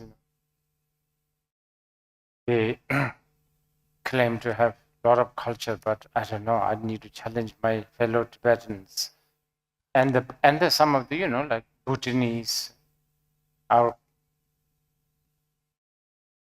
Yes, probably we all have a culture, but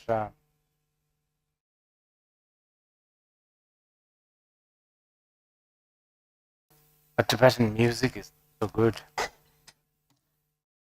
It's very like Indian, like the Western music. You have to sort of you can study, right, years after years. Like Bhutanese, Tibetan songs, some of it you can just stay with Bhutanese for about a week, and then you almost can follow after a while. Okay, the problem is culture is also kind of attractive. It's also tangible, so people like things like all compounded things are impermanent. Everything is nothing gives us total satisfaction. These things this wisdom, they're just abstract.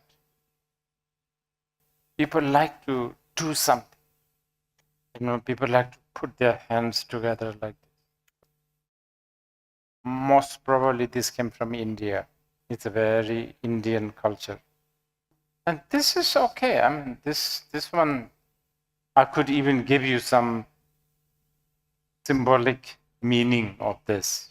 like lotus bud on offering your mind, stuff like this. ofreciendo nue- Indians use the lotus and relate it to the mind, the nature of the mind. Lotus is born in the mud, but not stained by the mud. Just like that, the mud, Buddha nature is with our emotion, but it's not, stained, stuff like that. But there are some really fishy culture import also. Like in the Tibetan shrines, you will find drinking water offering, washing feet water offering. Tibetans don't wash in Tibet. Indians, when the it's one of the very treasured sort of practice to wash the guests' feet and the good, the sublime beings' feet. Sometimes they do this even today. But that's practice in Tibet. And also in the Mandala offering, they have substance like elephant. There's not elephant in Tibet. It's a very Indian thing. So culture coming. Now, the Tibetans have also forced Chileans, a lot of Tibetan culture. And some of it, you probably is even liking it. It's kind of exotic, colorful, this, that. So it doesn't matter, you can have it. But you just need to know those are not necessarily Dharma. If it helps you, why not? But just know that they are not Dharma. And I think after maybe many, many years, the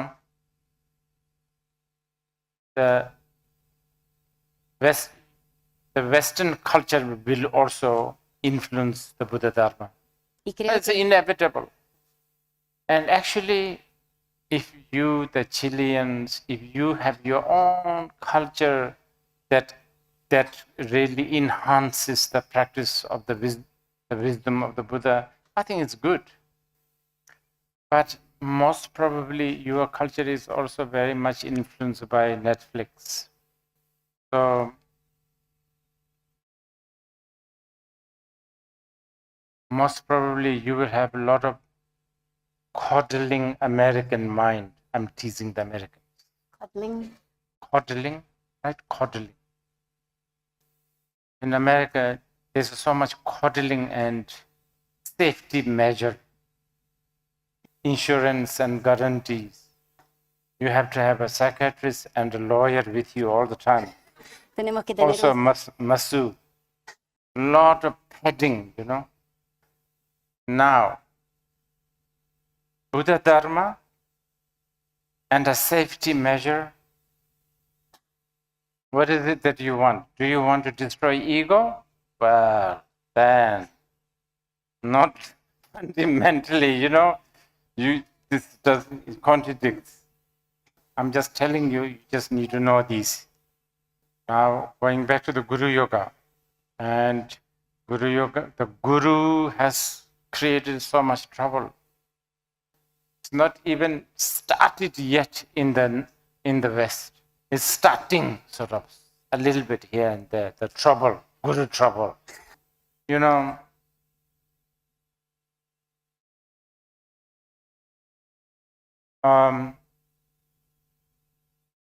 Because the tantric concept of the Guru, I think as briefly mentioned yesterday, it's not only a master and the guide, but it is the path. But this probably has been abused by the Tibetan Lamas for centuries. Tibetan Lamas have become the ruler of Tibet. They became politicians. Now, you are the guru, you are also the political leader, you have to do whatever I say. Can you see the convenience? It has really, really ruined Tibetan Buddhism quite severely. But It's always like this, right? Every society has a similar situation, I think.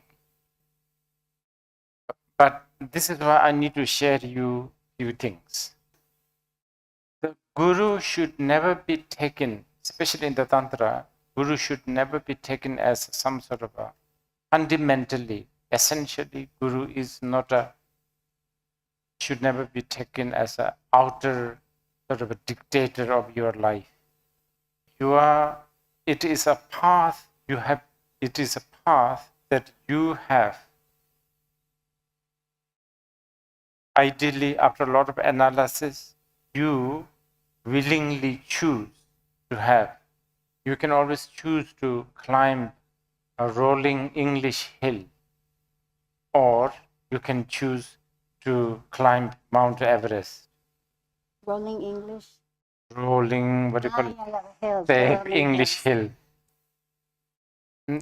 So from these angles, the Guru Yoga is actually really, really amazing. Okay.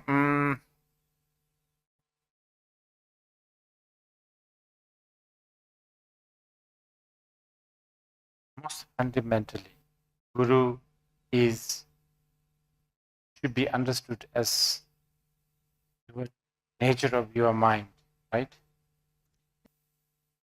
And I'm only talking about the Guru from the student's point of view right now, but actually, just as the students have the responsibility to relate to the Guru as the Guru also has a probably even more responsibility to see the students more important than their own flesh-born organs, whatever.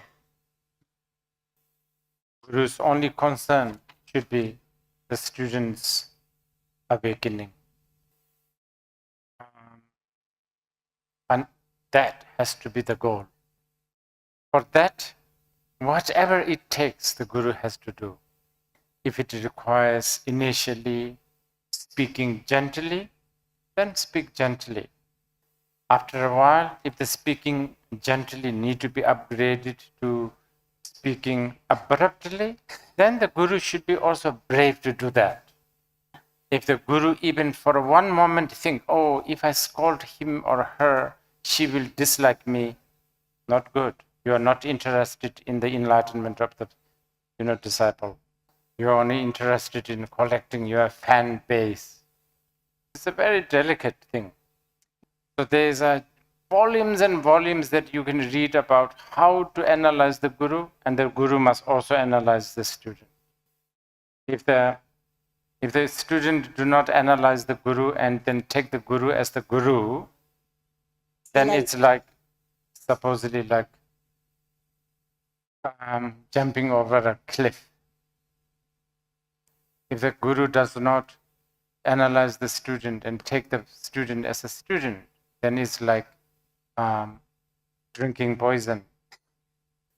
But Guru, as I said, is not a separate entity, not a dictator out there, commander. There is not a single Guru Yoga where you, at the end, you supplicate everything, but where there's not a single Guru Yoga where you do not dissolve you and the Guru in one. Not a single. If there is, that Guru Yoga is not a good Guru Yoga. Jinjilo is the word in Tibetan meaning, well, it's translated as blessing me, but Jinjilo. Jinjilo, Jinab, blessing. Maybe it's not the best translation, but the word Jinab has something to do with, like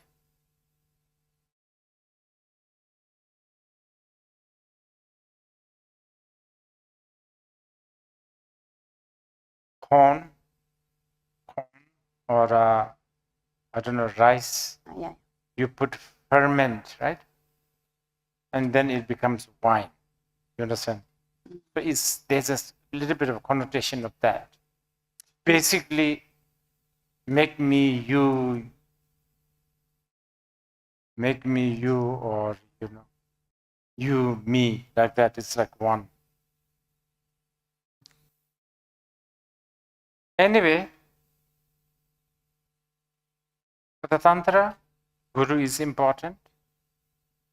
Guru Yoga is important.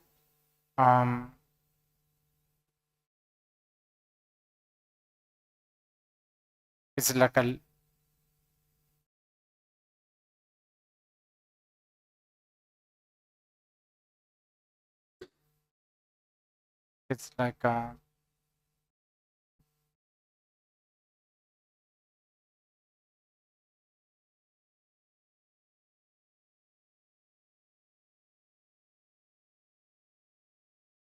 like a way or the path or a trail to find yourself.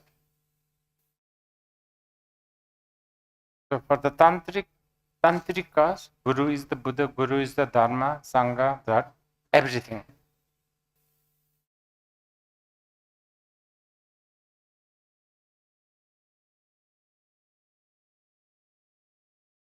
Even as a practice sort of technique, it's actually quite daring. I mean, if people really know what you are, the whole Guru concept, it's actually quite daring.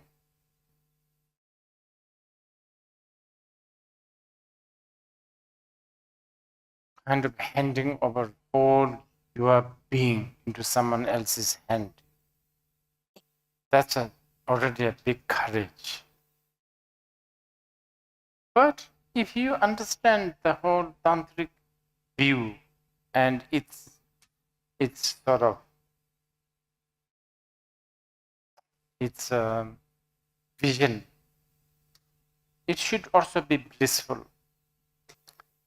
No need to cut your limbs and feed hungry tigers for countless eons.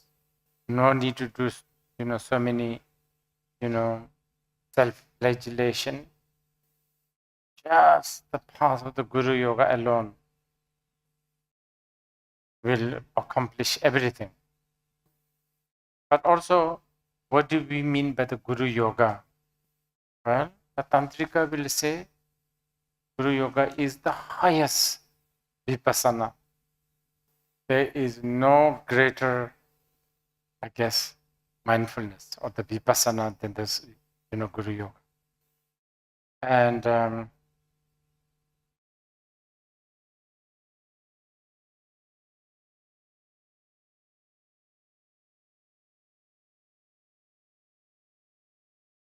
but from the ordinary perceptions point of view, the concept of the Guru Yoga can be very, very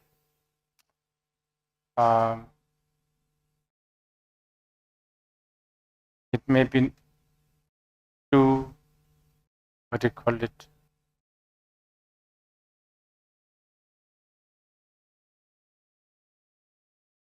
Unsafe for you in your mind, and very sort of cultish.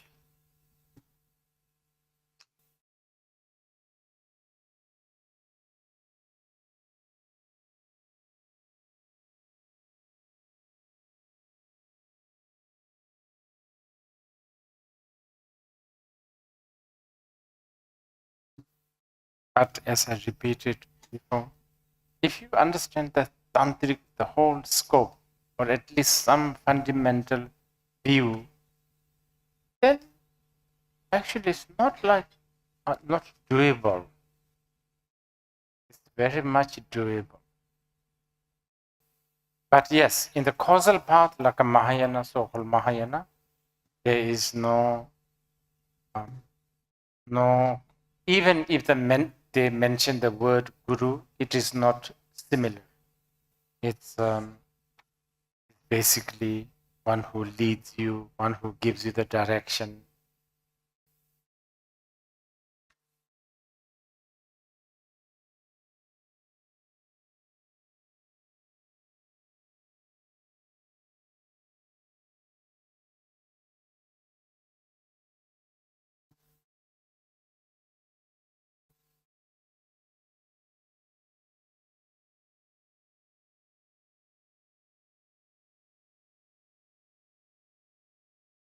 Then, of course, your own karma plays important.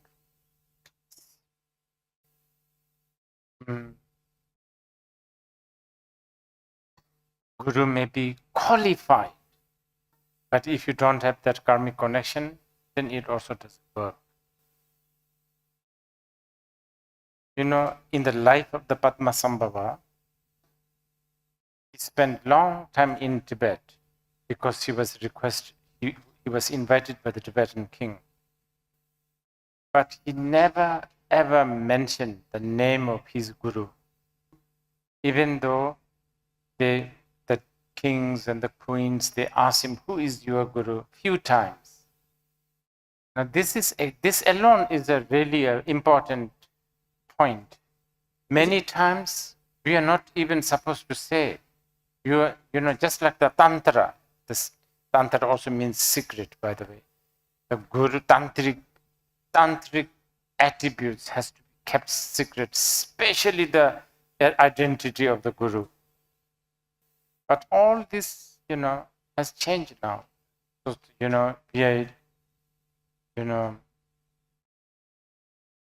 now I think in India, in the ancient time, nobody knows who is a tantric master. Remember, I told you the story of that arrow maker, the Sarahas, the woman, like hidden, you know, looks just ordinary. The identity of a, like a Mahayana, Sutrayana, or Charvakayanas, abbot, preceptor, master, not hidden. If anything, they are enthroned almost. Oh, so and so master of this monastery, But Vajrayana Guru, it can be found among the prostitutes, king, merchants, ordinary people.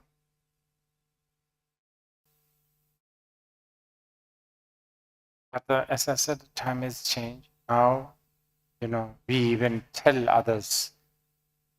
And in a way, if you have, like myself, I tell people my guru is like Jabjit Khyentse Rinpoche, for instance. And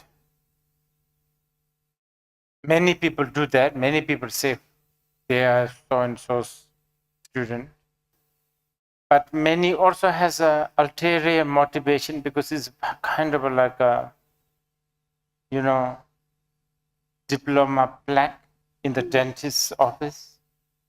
I'm trying to think, is it like that for me also? I don't know. Dangerously, it could be. But many times I actually think I utter the name of my gurus so that you will hear the name of my guru. Because I treasure him, I feel that you just hearing the name of him, the name of my guru, for me, these 3 days of talking to you is worthy. Because otherwise, I have made you listen to me for 3 days. And if I didn't do, with a good motivation and all of that, it's a karmic debt for me. I have to now listen to each of you for 500 lifetimes. Rubbish, So I need to make it worthy. So I just throw in the name of my guru. So there's that kind of thing. But Guru Rinpoche, Padmasambhava, refused to say the name of his guru. Every time they asked, first he said no. After a few months, the king and the ministers, they all stood up and did prostration. Said, please, this time you tell me the name of your guru. He just stood up and go. And many years later, Yeshe Tsogel did the prostration. on behalf of everyone. And then Guru Rinpoche said, okay, I will tell you, but not here. And you all need to be also prepared. Anyway, a lot of drama, so to speak. I forgot the name. Anyway, they went to this very holy place. And then Guru Rinpoche said, okay, you guys have asked me this many times. It has never been a, proper occasion to reveal my Guru's name. He said something like, I dare not even call him a name. I dare not even label him. He should not be sort of demoted to the area of something to be labeled. But then he said, but you all have devotion, love, and all of that. So now may be the right time. So then he uttered the name of his Guru. Well, in the text it says such a number of years, like the earthquake, like a typhoon, the wind, the rainbow, then lights and all that. Like everyone also fainted for a while, and then everyone sort of rose to very blissful situation. Anyway, if you want to know the name of this Guru, Shri Simha. Shri Simha.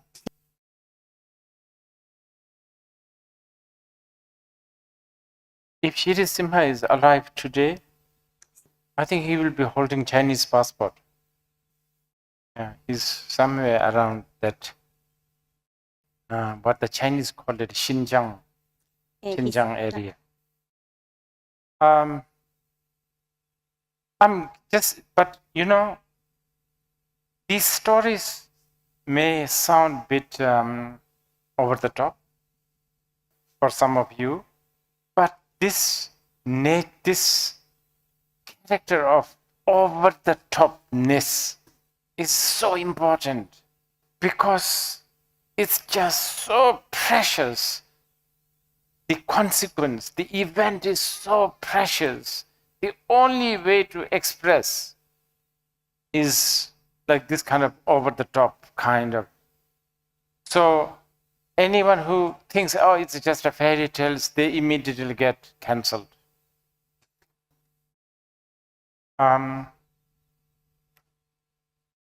Anyway, along with the Guru in the Tantra, there is also practice of Deva or the Yidam, some sort of a deity.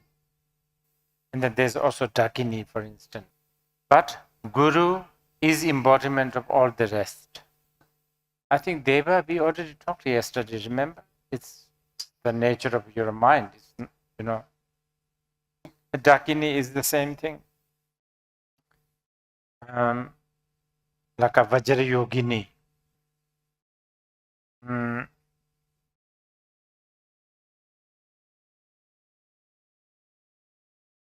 I forgot the name of the Sakepa Lama. Sakepas are known for being very, very strict with the Vinaya, like the conduct of the, monk and nun. But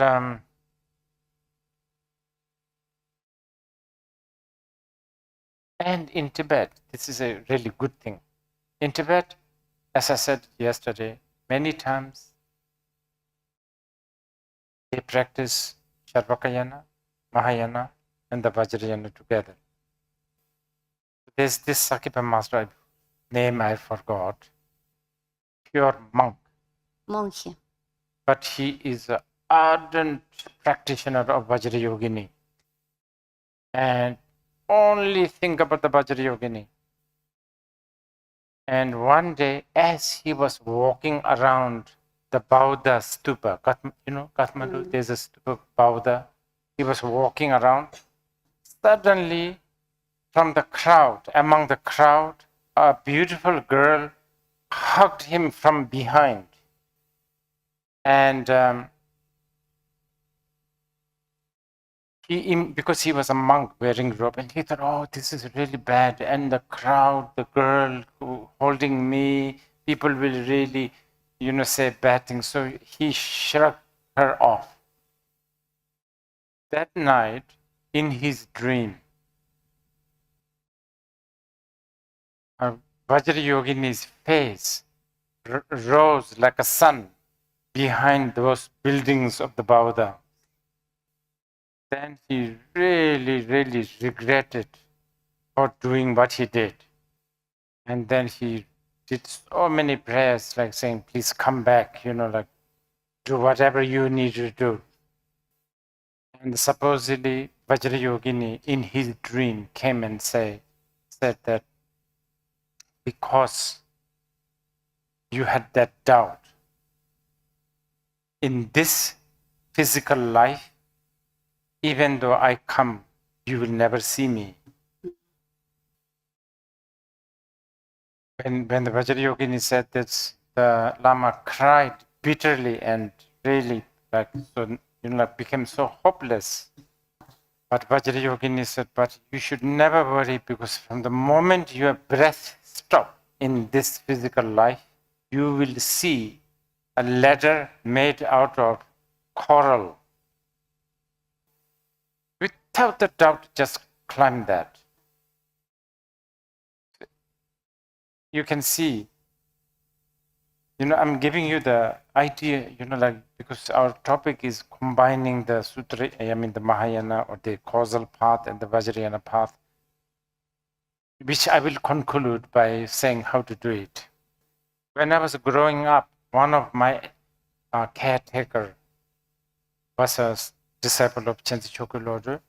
He was also a pure monk. And in fact, he has even a responsibility. He has to preside over the monks, this sort of sojong. It's like a practice of restoration of their vow and all that. So as a, monk, he has to be he's so strict with,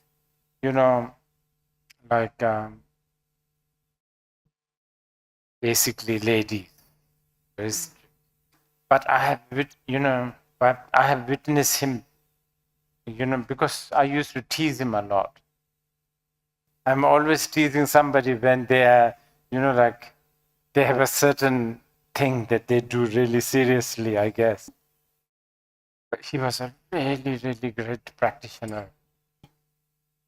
And many times I've seen him buying food and small things like flowers and, those plastic bracelets. And then he will do this practice called Gana Chakra, which is a feast offering. And he would go around and give it to the girls, ladies, anyone, just give. Because he said, I had to do this sort of, renouncance sort of ritual, which involved, a bit like staying away from the ladies. So then as a tantrika, he felt really torn. So then he restored his action by making offerings. You may ask this question. So in this case, how can we practice? This struggle is the practice. That's at least, you have to go through that a little bit. And it's kind of wonderful because it's like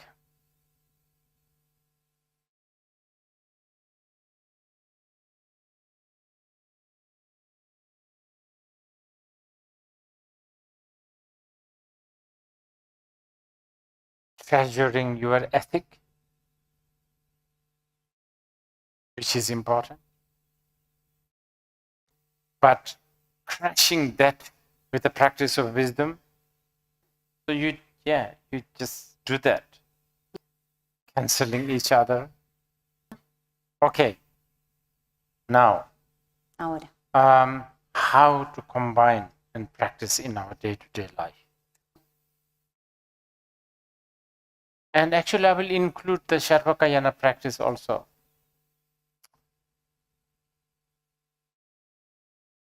As the base of Sharvakayana practice, try to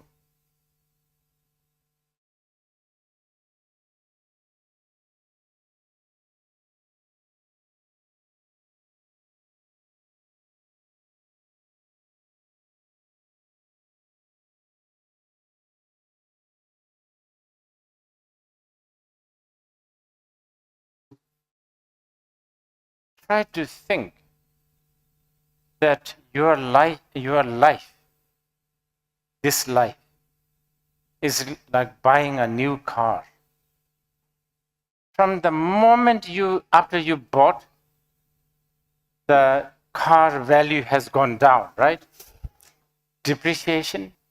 You should think like that. That you cannot fix everything. You cannot. This is kind of important. This is sort of the fundamental Sarvakayana practice. That, yeah, it's like fixing, toilets in India. You can scotch tape, paint over it, looks even fresh, but sooner or later it's going to leak. That's how you should consider your life. No matter what, something is going to go wrong. Something is going to leak. You can never make this perfect.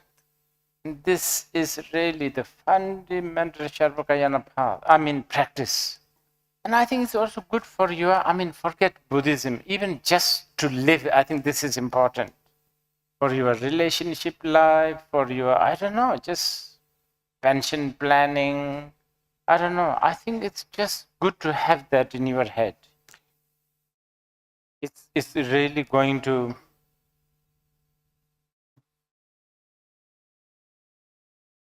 have some sort of, watch over your, kind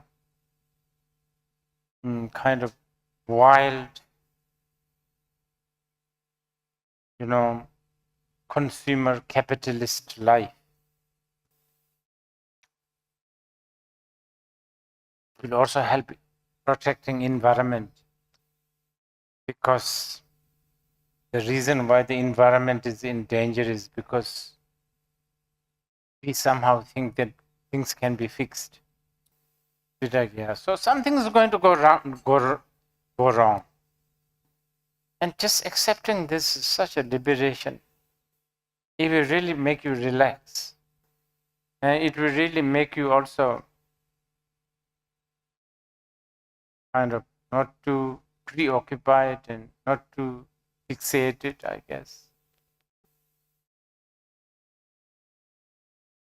So that's your Sarvakayana path. You can think like that time to time.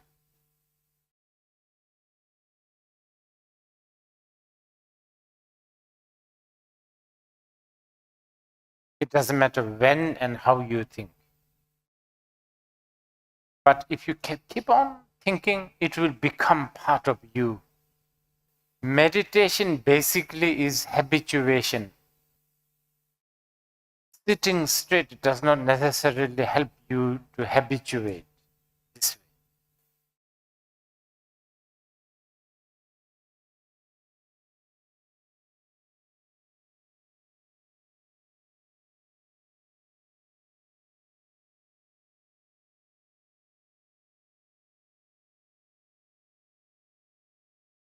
Habituating that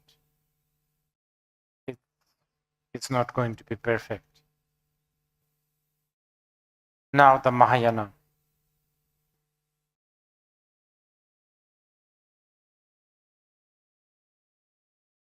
And I'm going to make this very simple. So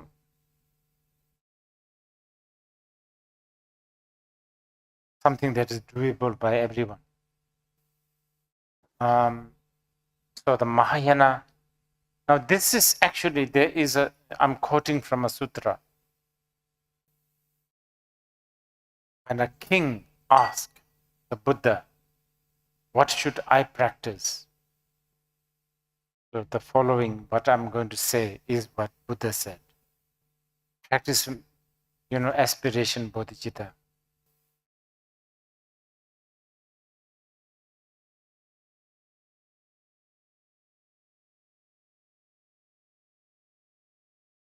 Once a day, Una vez al día, every hour, a cada hora, once a week, month, a year, if you're that lazy, or actually just once in lifetime.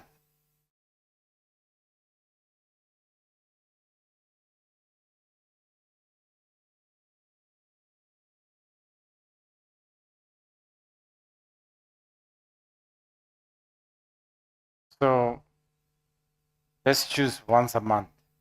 It doesn't matter which date. On that day, you think, okay, from now, from today, from this moment, till the next date, whatever I do or don't, however I exist or not exist, what I wear, or how I smell, how I sound, I don't know.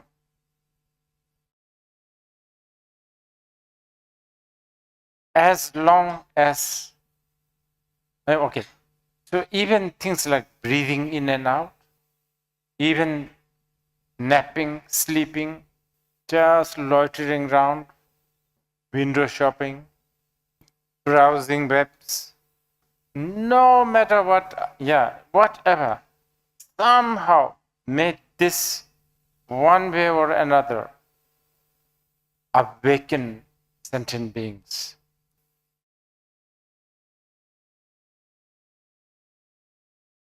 That's good enough.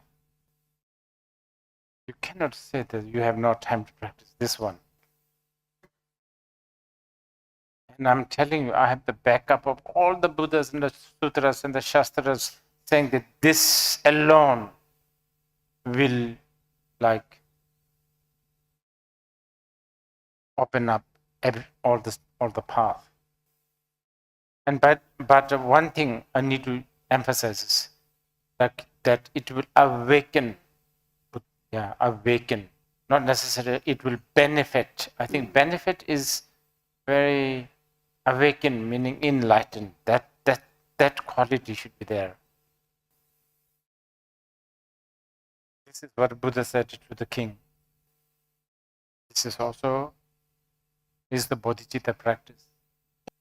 On the most fundamental level, bodhicitta is this wish to enlighten others.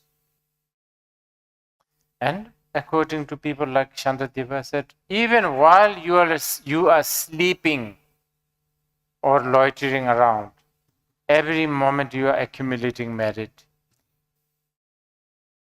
Okay? So that's your Mahayana practice.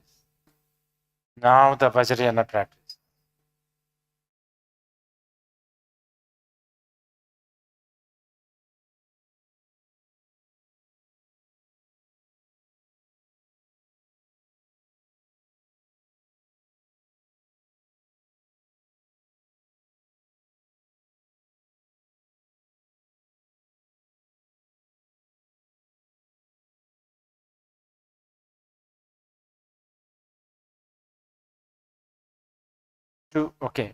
First, very simply, have pure perception to everyone, everything, everyone.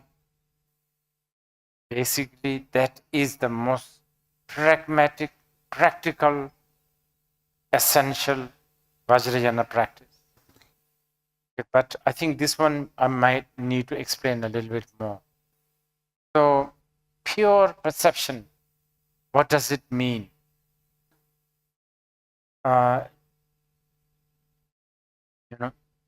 Like, what does it mean? Do we think that everybody looks, everybody has a golden color, everybody's kind, compassionate? I don't know. Everybody looks like a deity, they are deity, all of that. I think how you should begin the pure perception is this. Get used to thinking that everything is my perception. Nothing exists outside your perception. It's all your projection. It's all your hallucination. It's all your trip. is, you see somebody nasty, you are tripped. You see somebody really good, another projection. Get used to this. Really learning that there's nothing beyond your perception. Actually, I would say almost 80% of the so-called tantric pure perception practice is achieved if you do that. And by the way, it's not just only the human beings or whatever, everything, like a earthquake, disasters, war. I know a lot of people can't, that can't be my perception. That's happening there. We have no time to discuss this right now, but it's actually our perception. Perception is also the ingredient of what we call karma.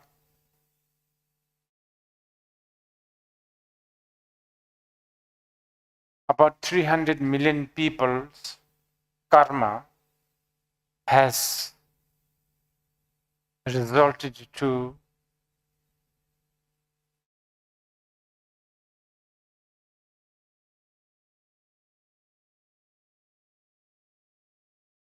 this phenomena of absence of Kamala. And not just 300, in this case, quite a big time, the whole world. And our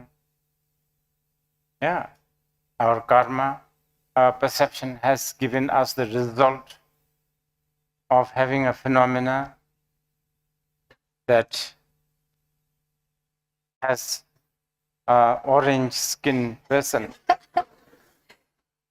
Now, good and bad is a perception. Let's see where this leads. It's but we can also manipulate. That's the thing. This is the power of the perception. With the bodhicitta, if you do prayers,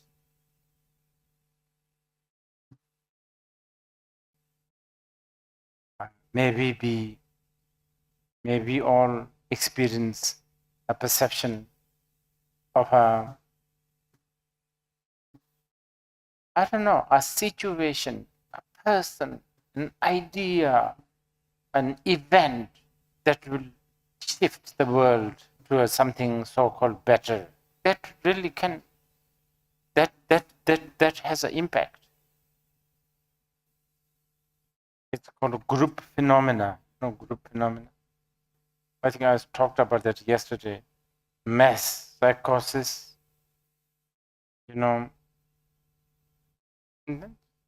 it's very, and mass psychosis are contributed by individual psychosis.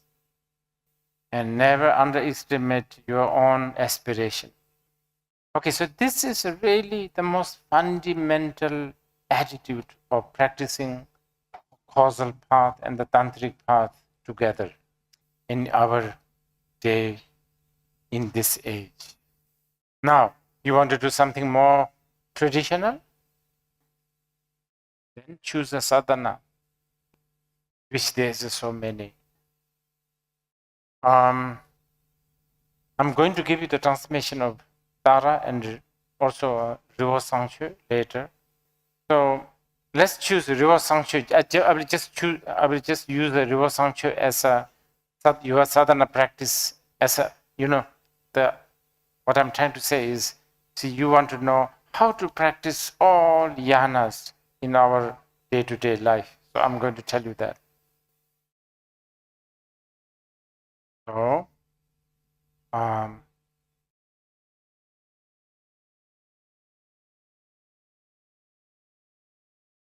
depending on what situation you in with your situation.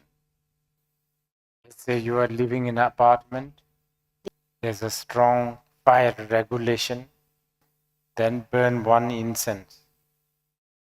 Let's say you are flying in the aeroplane. In that case, you don't even have to burn incense. You can still do Refuge Sancho. Now, sometimes when you are up somewhere in the hill or the mountain or a forest where you can actually make a fire. Then maybe create a fire with some herbs, incense, and substance such as sesame seed, mustard Sustancia. seed, flowers, sandalwood, whatever you think precious.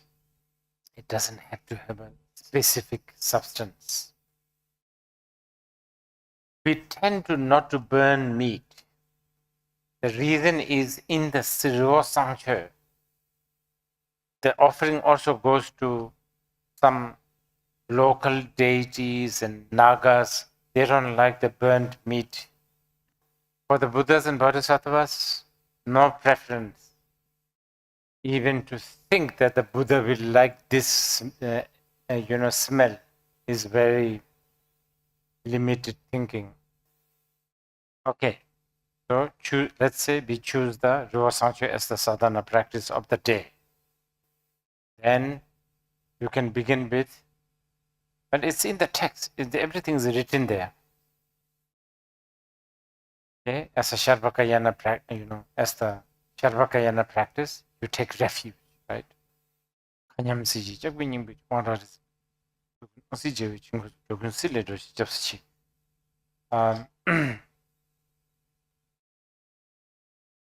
the, Padmasambhava, who is the essence of all embodiment, all the object of refuge, who is the Buddha, Dharma, Sangha, Dhaka, Dakini. I take refuge from here to enlightenment. Something like that. So that is your Sarvakayana practice. And then on top of that, you have the Mahayana practice, which is also in the text. It's bodhicitta, and which is basically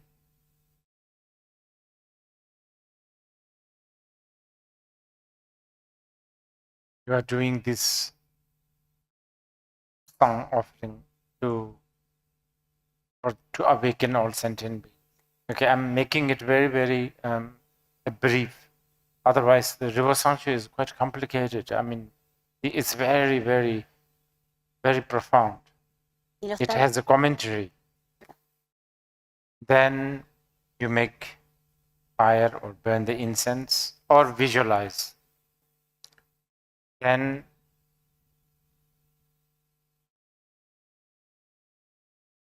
if you want to elaborate, the smoke is beautiful offering goddess.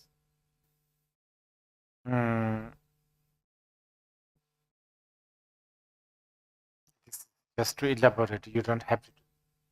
On her right hand holds a scoop. From this scoop comes all the offering substance. The offering substance has to be limitless. Most of us, we think offering substance as a gold, silver, diamond. Not just that. Everything, whatever people wish, whatever the object of offerings wishes. Maybe there's some beings who wants to have a sleeping pill. The smoke becomes a sleeping pill. Maybe, I don't know, there are some beings who might just want to have a breeze, or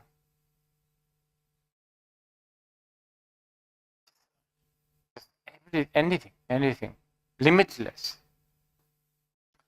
On her left hand, he should hold a vase with water coming out. I don't know whether this is maybe a little bit Tibetan culture, but probably you might like this, to do this.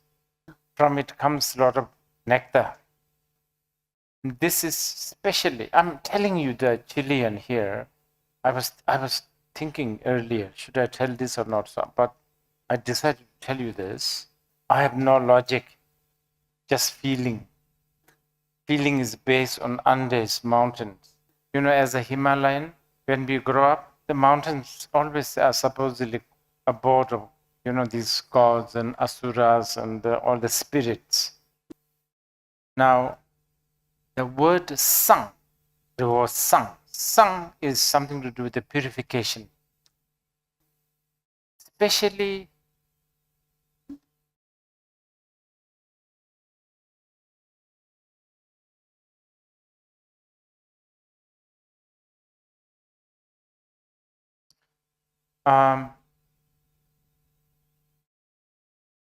especially purifying from mugginess.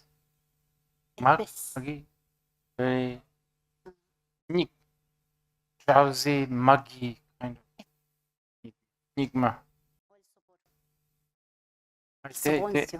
I forgot the word. There's a really good word.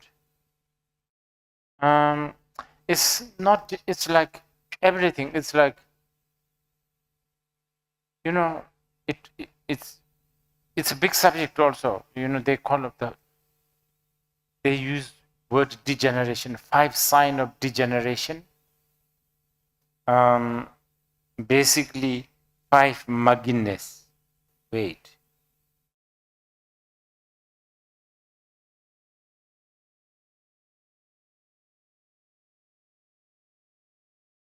Muck. M-U-C-K. Muck. Exhaust. Muck. Do you have that word in Spanish? Of course, right? Muck. Muck. What is muck? Yes. That's it. Enigma. Okay. According to Buddhists, there are 5 different kinds of mugginess. The worst one is called mugginess of view. Everybody becomes so fanatical. I only read New York Times. All the others are fake. That is journalism mugginess. You understand? I'm giving you an example. You know, just like so, you know, like, you know, become, you know, so polarization and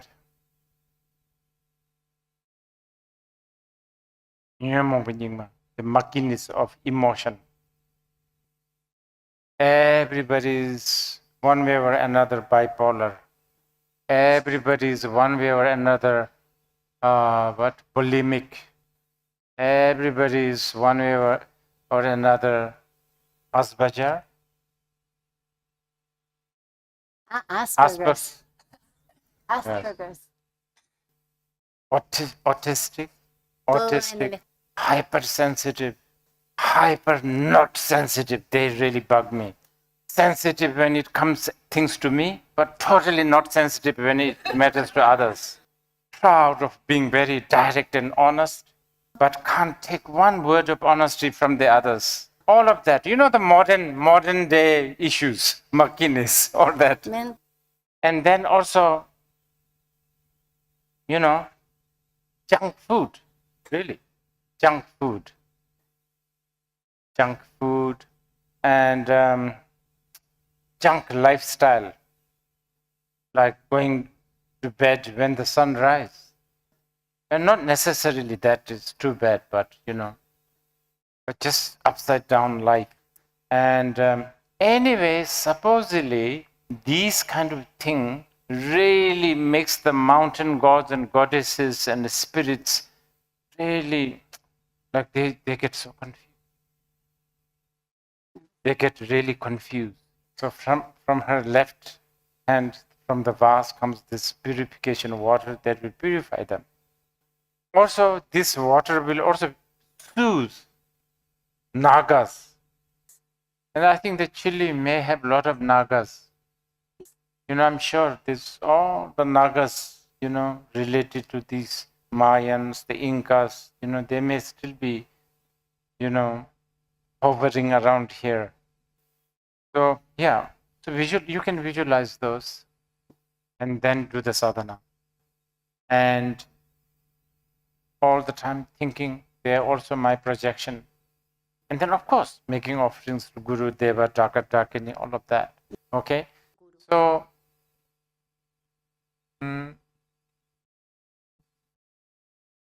then at the end, dedicate the merit. Yeah. So that is how you practice three yanas combined in this day and age, if you want to use the sadhana. Okay.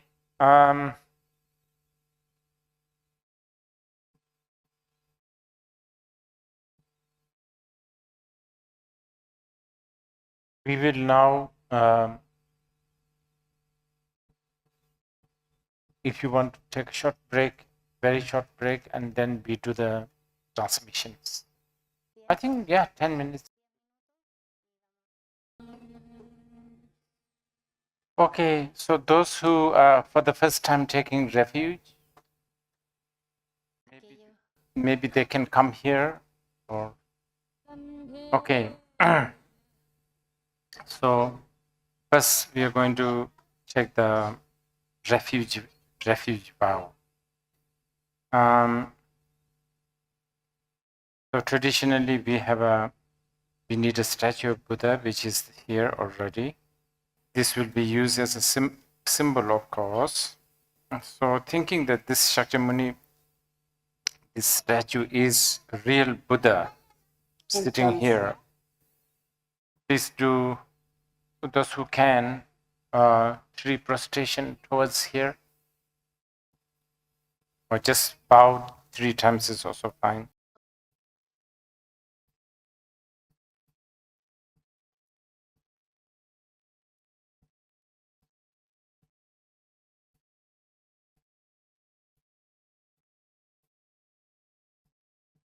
And now, you can sit down, maybe Ahora supposedly on your knees, but se if you pueden cannot, that's sentar. fine. Si pueden, si no así. Now, very briefly, taking refuge to the Buddha fundamentally means taking refuge to your own Buddha nature. And taking refuge to the Dharma means fundamentally to take refuge to the truth, such as impermanence. And Sangha is the community that follows that kind of truth. But symbolically, you are taking refuge to the Buddha, as in the teacher, Dharma as the path, and the Sangha as a companion. So thinking that, please repeat after me. Changchup Ningpor, Changchuk Nimpo, Chi Jipar, Chichibar, Sanje Namla, Sangje Namna, Japsu Chi, Chap Suchi, Chödang Changchup, Chola Changchuk, Sambai, Sangye, Tolang, Tola, Dejin, Dorje, Japsu Chi. Chap Suchi. Okay, one more time. And one more supplication. Buddham, Budam, Sharanam, Sharanam, Gacchami. Gachami, Dharmam, Dharmam, Sharanam, Sharanam, Gacchami. Gachami, Sangam, Sangam, Sharanam, Sharanam, Gacchami. Gachami. Okay, one more time, the last time, and then I will snap my finger. At that time, you have taken refuge. Buddham, Budam, Sharanam, Sharanam, Gacchami. Gachami, Dharmam, Dharmam, Sharanam, Sharanam, Gacchami. Gachami, Sangam, Sangam, Sharanam, Sharanam, Gacchami. Gachami.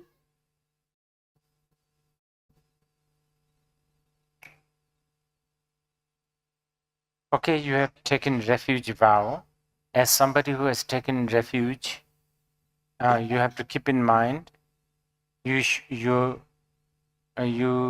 will now take the path of the non-duality as your path. So, as a precept, it doesn't make any sense to also take refuge to a path that is dualistic path. So, therefore, your precept is not to take refuge to the path of the duality and the teacher that teaches you the duality, dualistic teachings, and the community that teaches you or that practices dualistic path. Okay, now that you have taken the refuge, you are vessel for taking bodhisattva vow, thinking that all the Buddhas and Bodhisattvas are in front of you, and also thinking that all sentient beings are in front of you. Generate this determination to awaken all sentient beings.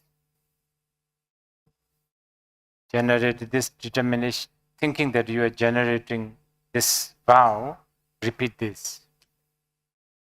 Chitar nganji, Chitanunji, deshe ji, Deshechi, chanchup tuni, Chanchuptuni, jebatang, Jebatang, chanchup sembe, Chanchupseme, labala, Lobala, eda rimjin, Kedarinji, nebatar, Nebatar, dejin rola, Dejin Rola, endendu, Pendendu, chanchup semni, Chanchupsemne, jejishing, Dejishi, dejin tuni, Dejin Tuni, labalang, Labala, rimbajindu, Rimbarindu, labarji. Lavarji,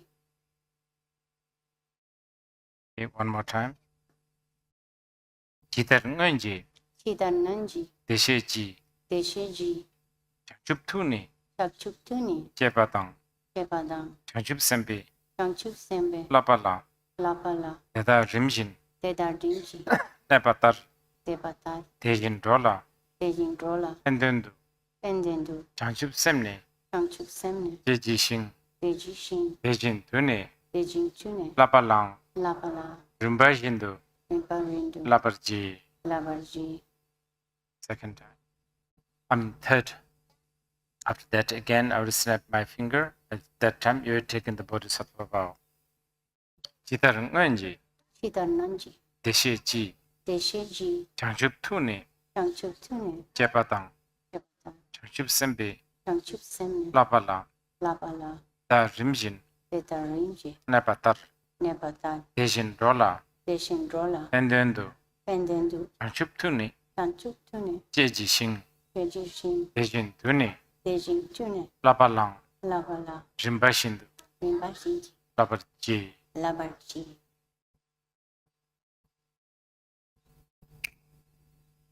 Okay, you have taken the refuge vow and the bodhisattva vow. So to celebrate this, I will do some auspicious verses.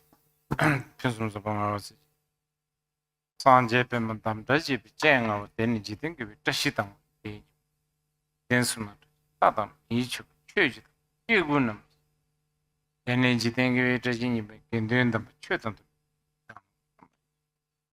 soji chorongo zajedam baji jidin gibi tashisum. Now for those who have never taken refuge, But there I- is a tradition of cutting a little bit of hair. You don't have to do it, but if you want, you can come here.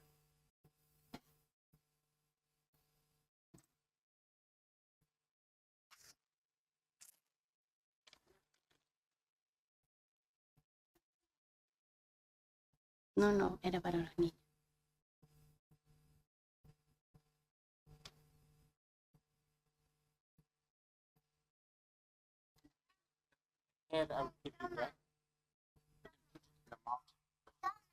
Entonces este poquito de cabello se lo darán y luego lo pueden poner en el río o la montaña.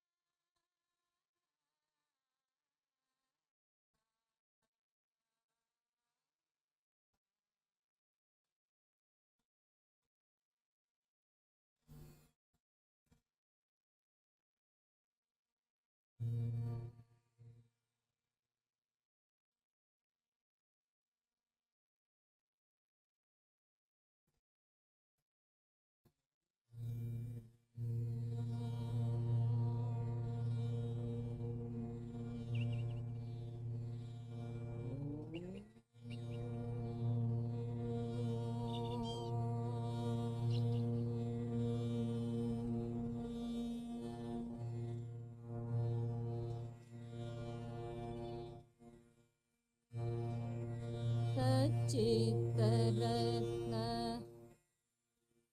ग्रहणाय सम्यक् पूजां करोमीश आगतानां सद्धर्म रत्नस्य च निर्मलस्य बुद्धात्मजानां च गुणोदहीनां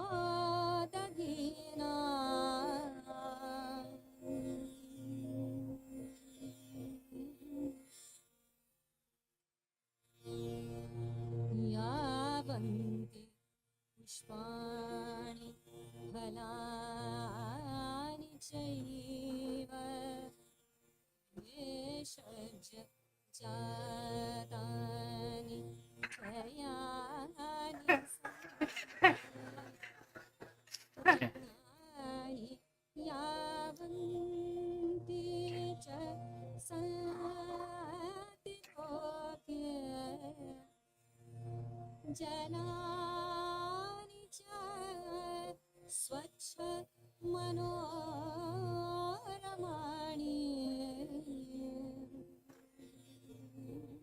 Okay. So that's just symbolically cutting hair, symbolizing like a surrendering to the truth, I guess, and to symbolize sort of change of, like shift in your life. Usually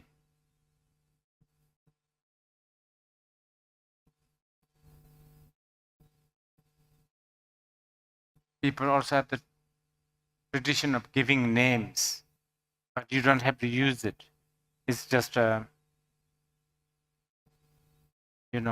symbolic. So I'm going to give you a name which should be memorable, I think.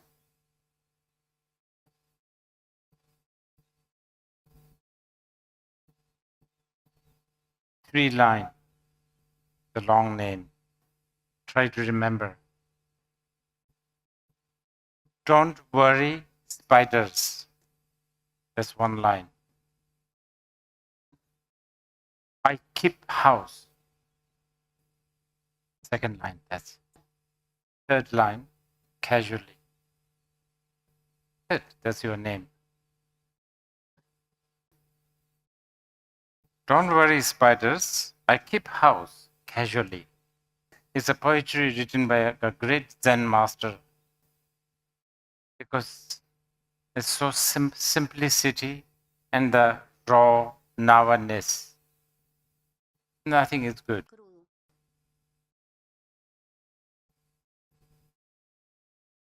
Okay, now I'm going to give you some transmission.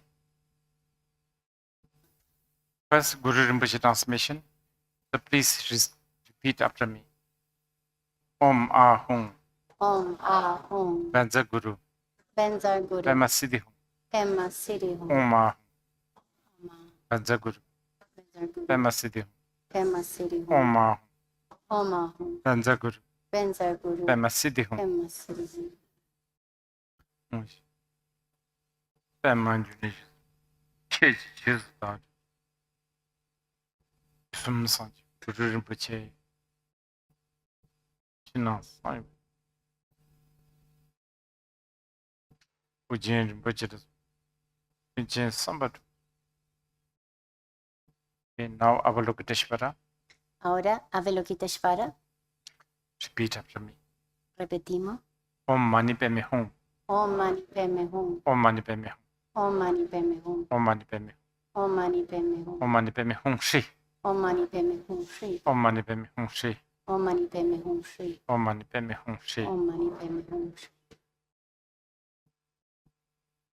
Chi. Rezo. Chi. Chela de Jota. Chedan. Reshi. Now Aryatara. Repeat after. Y repetimos. Om Tare. Om Tare. Tutare. Tutare. Turesoha. Turesoha. Om Tare. Om Tare. Tutare. Tutare. Turesoha. Turesoha. Om Tare. Om Tare. Tutare. Tutare. Turesoha. Turesoha. Om Jesus.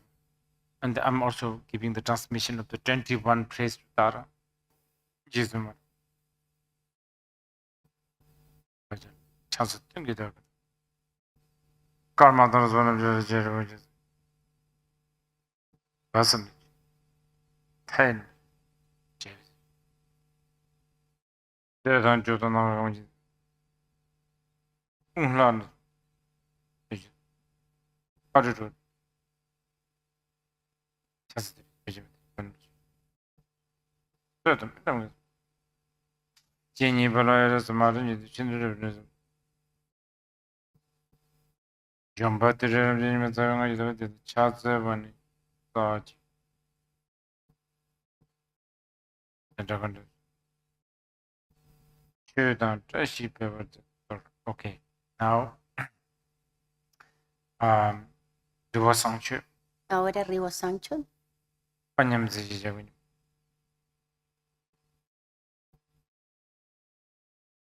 Rumrinchen also the manner Sibitu. Answer. Church. The gem mentioned to the Satan and the Virgin. And Jam.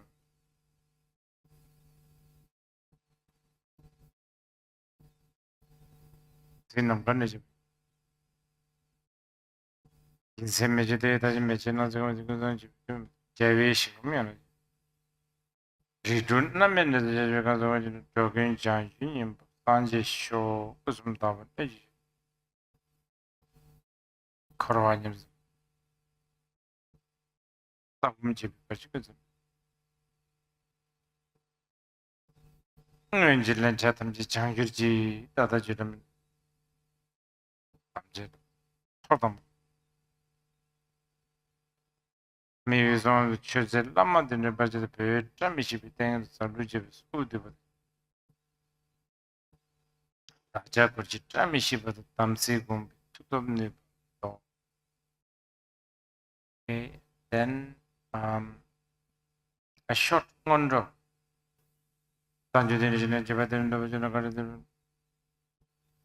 the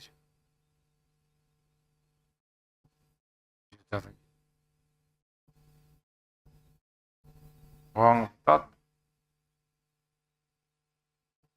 Similar. Raja.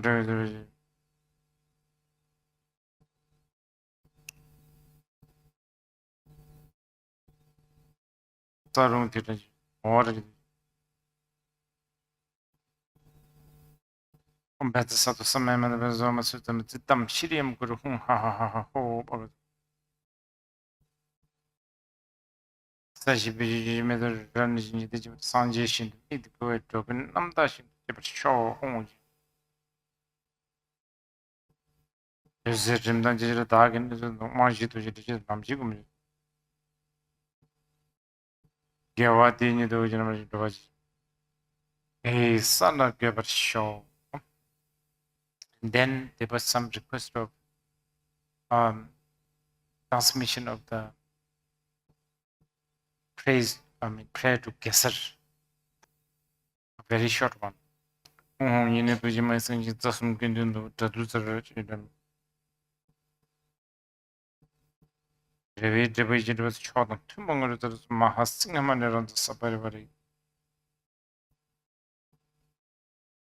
Okay, so that's all the transmissions. So that's about it. I'm sure we will bump into each other again. And since there's a karmic link and karmic debt, we have to pay each other.